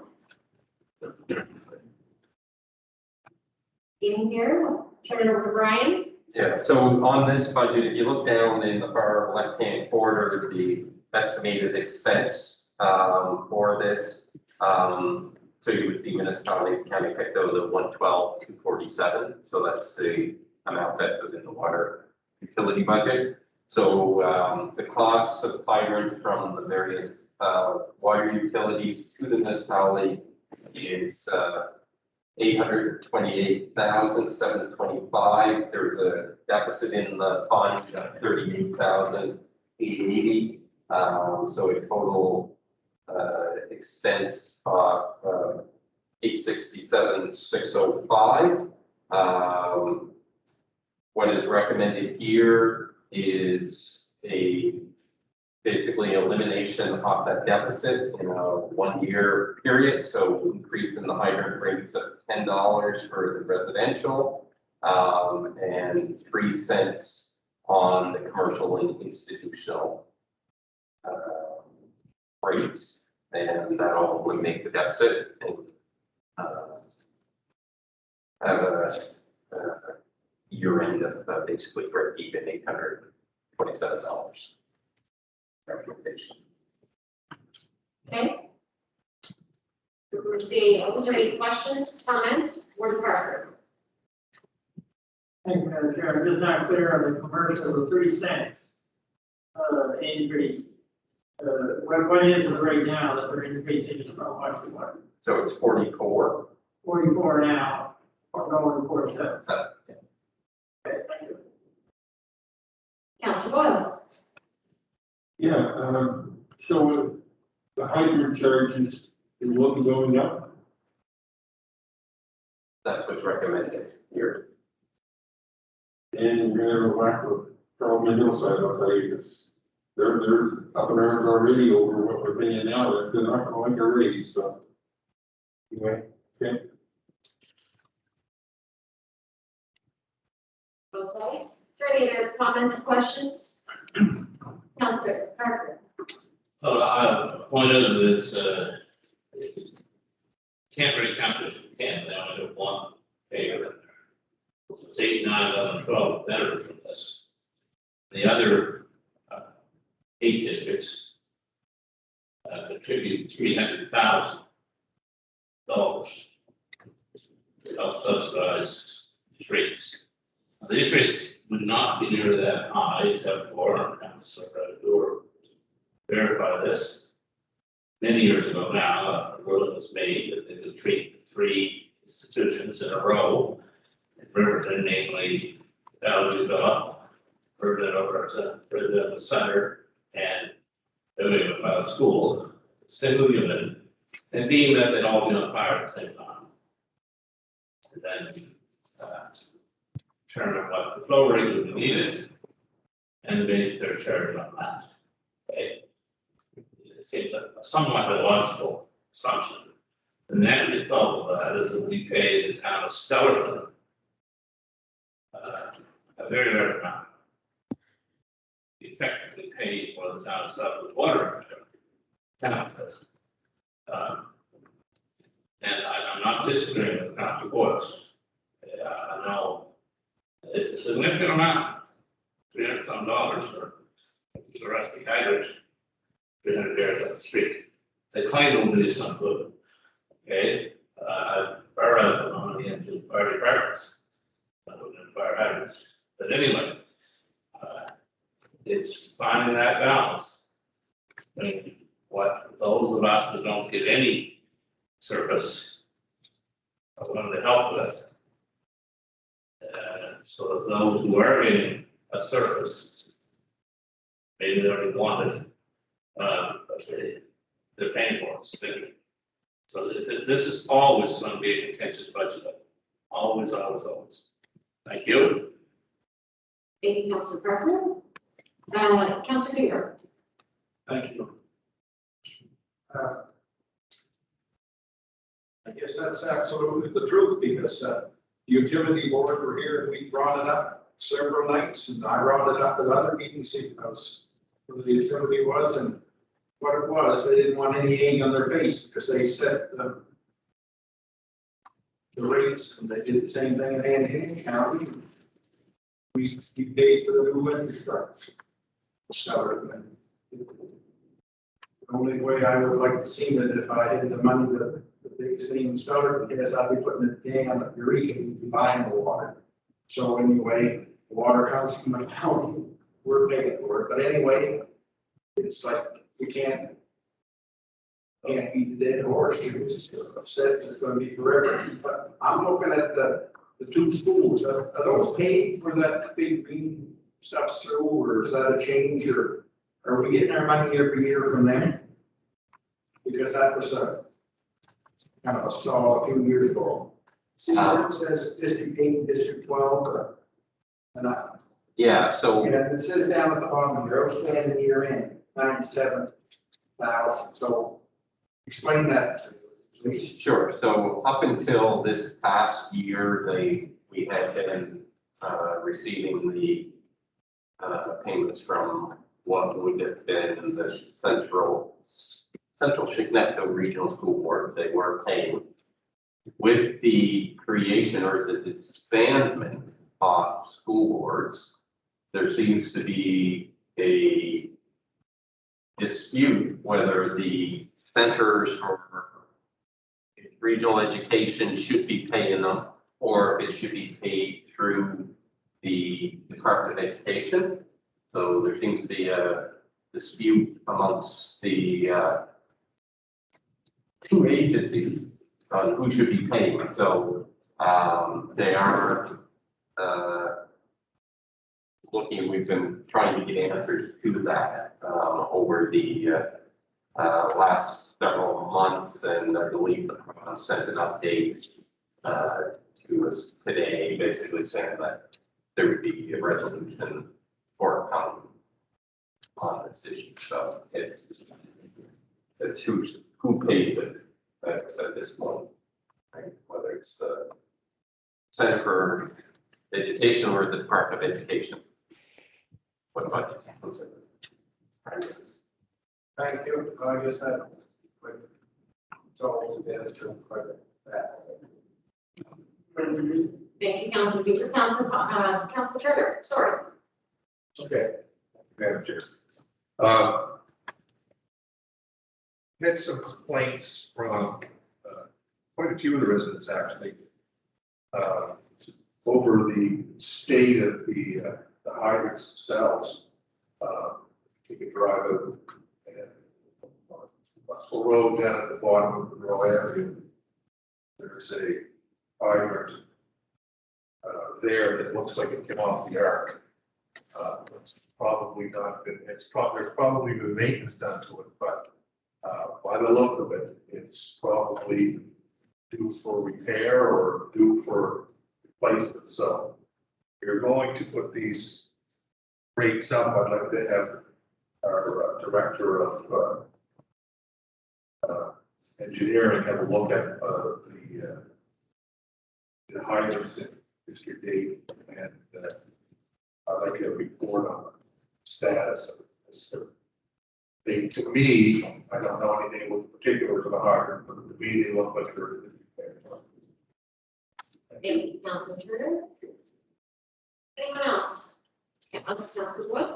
Yeah, the thing in Hillside, I mean, it's, you know, everybody, I think everywhere is drawn over the price of paying for hydrants, which is I think, but it's people that are paying that don't have sewer water. And they have to still pay this if they're within 1,000 feet of it. And this is where the problem is. I mean, why people that don't get the service have to pay? And I think that's something that, you know, we should be looking at. Why make somebody pay for something they don't even get?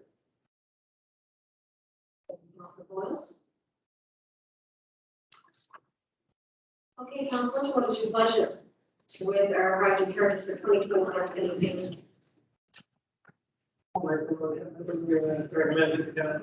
Okay, it's been looked by Board Department. Do we have seconder? I'll second that. And second by Council Parker. Any other questions or final comments? Hearing none, I'll call for the vote. All those in favor signify by saying aye. Aye. Motion by nay. Nay. One nay. Motion carried. I just asked a question on this. Sure. If we get information from the province or whoever, and they're going to say they're going to pay it, would that make any difference at 97,000? Okay, I just wanted to ask that. Thank you. No problem. Okay, moving on to our final item, we have the draft sewer area rate budget. And, Brad, can start with you. Sure, budget, total expenditure of, 972,157.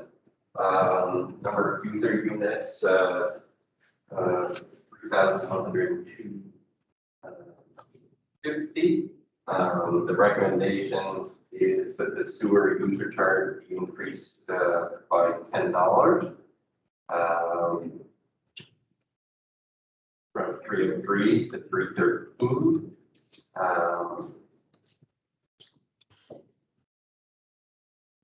And there's a number of line items in the budget that's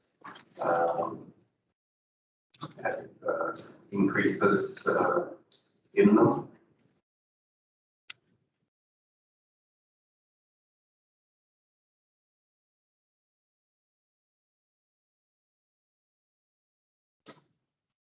Power is projected to be up,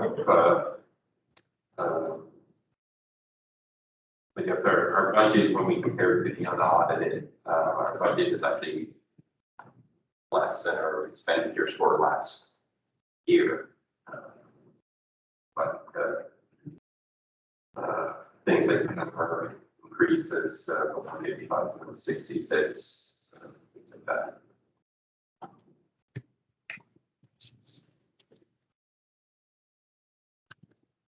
Councilor Watt? Can you just explain to me how you get the figures for the budget to actual the budget target? Just trying to figure out where we get those numbers and I listen to them on sort of it. So where we get. Will be the budget to actual difference, the budget to budget difference. What numbers are we using to come up with those?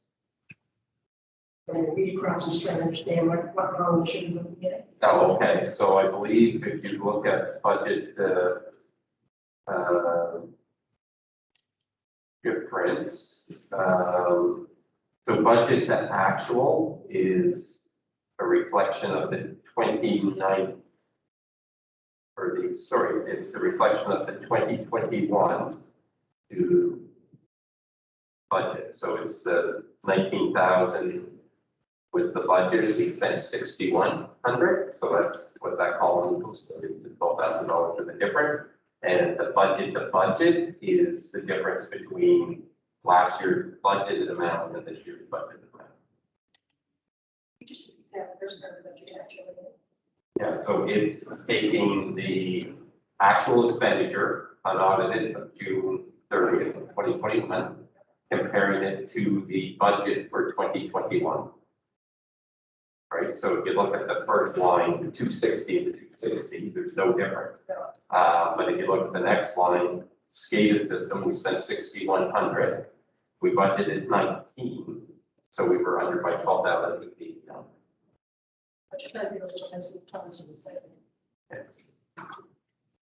Thank you, Councilor.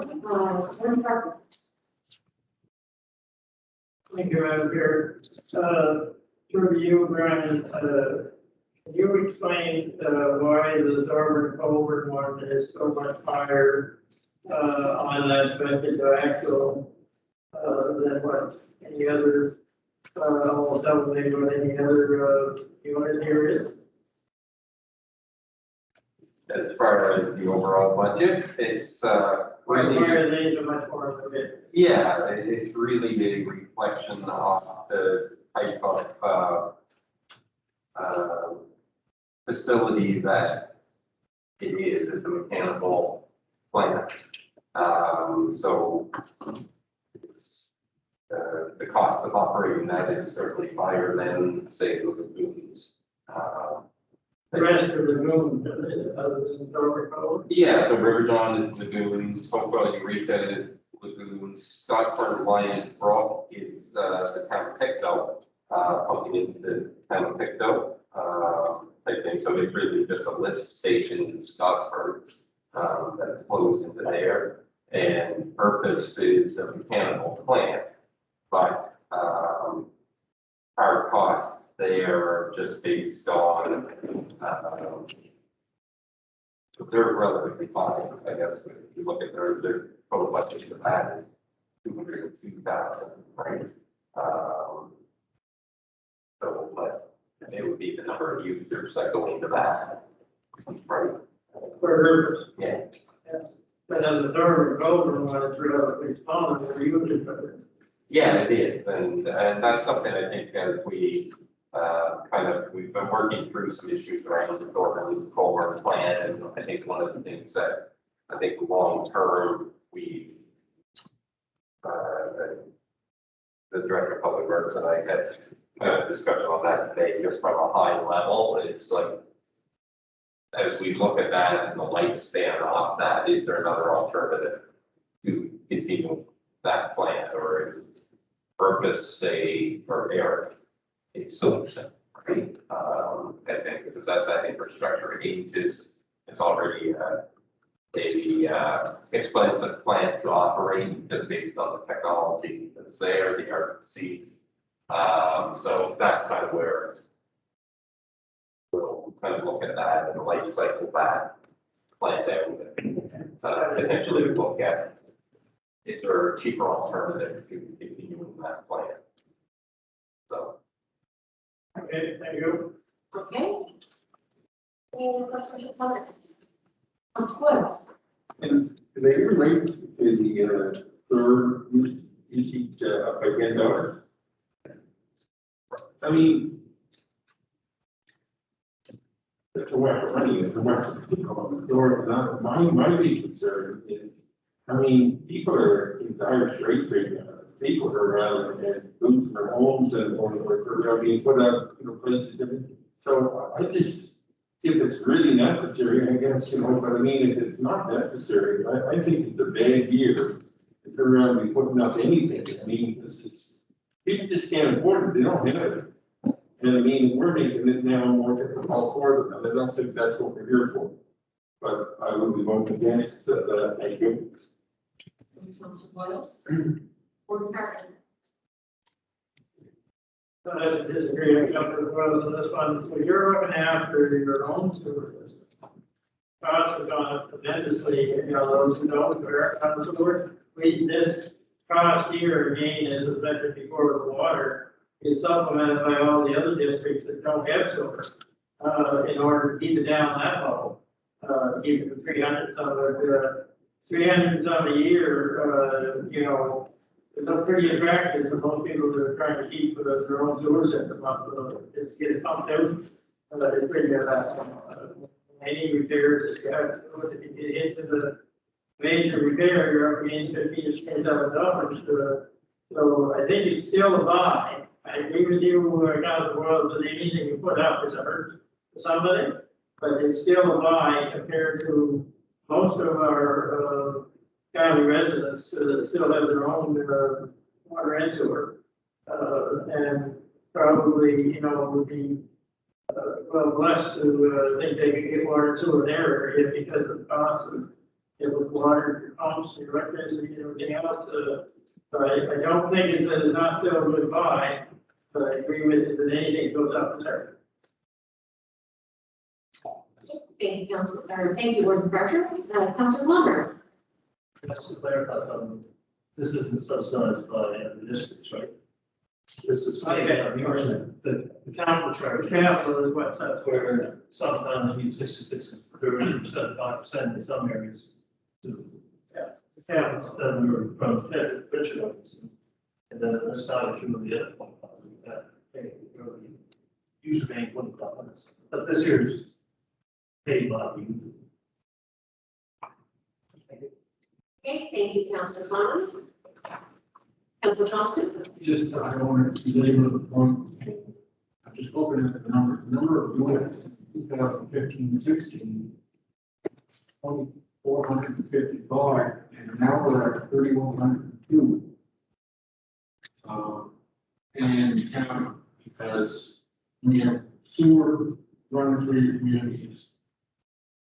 New developments happen, which increases your tax base. And that's happening every month on our building inspection. The building stuff.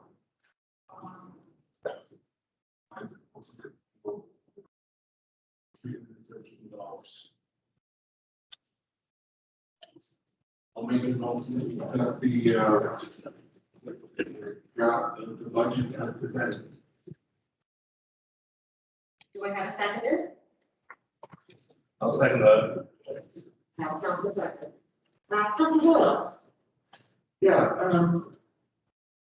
I'd like to know that, do they need this money? I mean, where is the money going? They get a pretty good budget, the treatment facilities that I have been. You know, I've been hearing a lot of rumors and stories that a lot of our money being wasted. And I think it's something that should be looked into with it, you know what I mean? To me, there's, if it's something that's necessary and yeah, you can show that, listen, this has to be done, then it's something. But if there's something going on, if it's, you know, stuff being bought or things being done that's just wasteful, and now we want to raise or rate, I think that's the poor job on our part.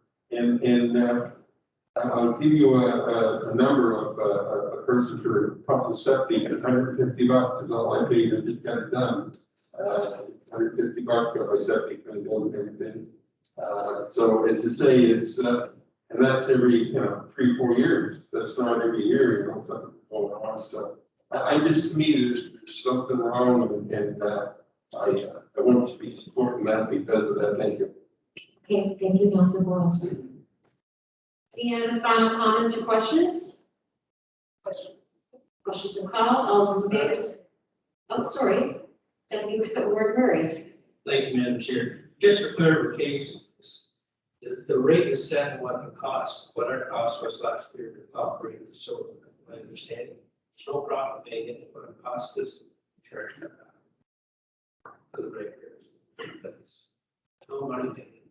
It's just covering our costs. Just want to. Okay, thank you.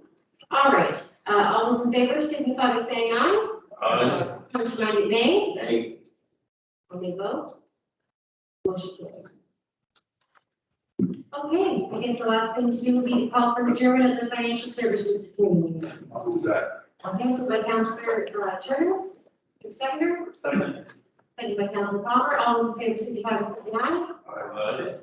Contrary, nay. Motion carried. This one, this one. What utility budget? I seconded a couple of them. And the second one just now. Did hydrants? Brandon didn't just went out the door. Councilor German. Utility budgets, recommended to council for approval. Previously, I did catch the. I'm not saying, I didn't want to be here after midnight.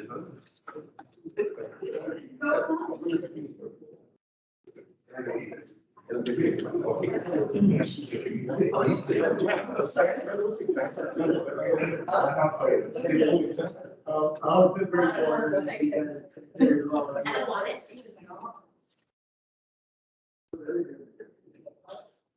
What is it? Okay.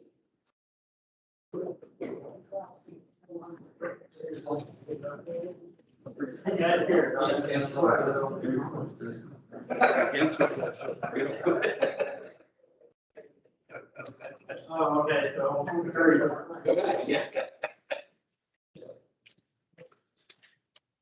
Redacted stuff there, I think. No, there's a method to it.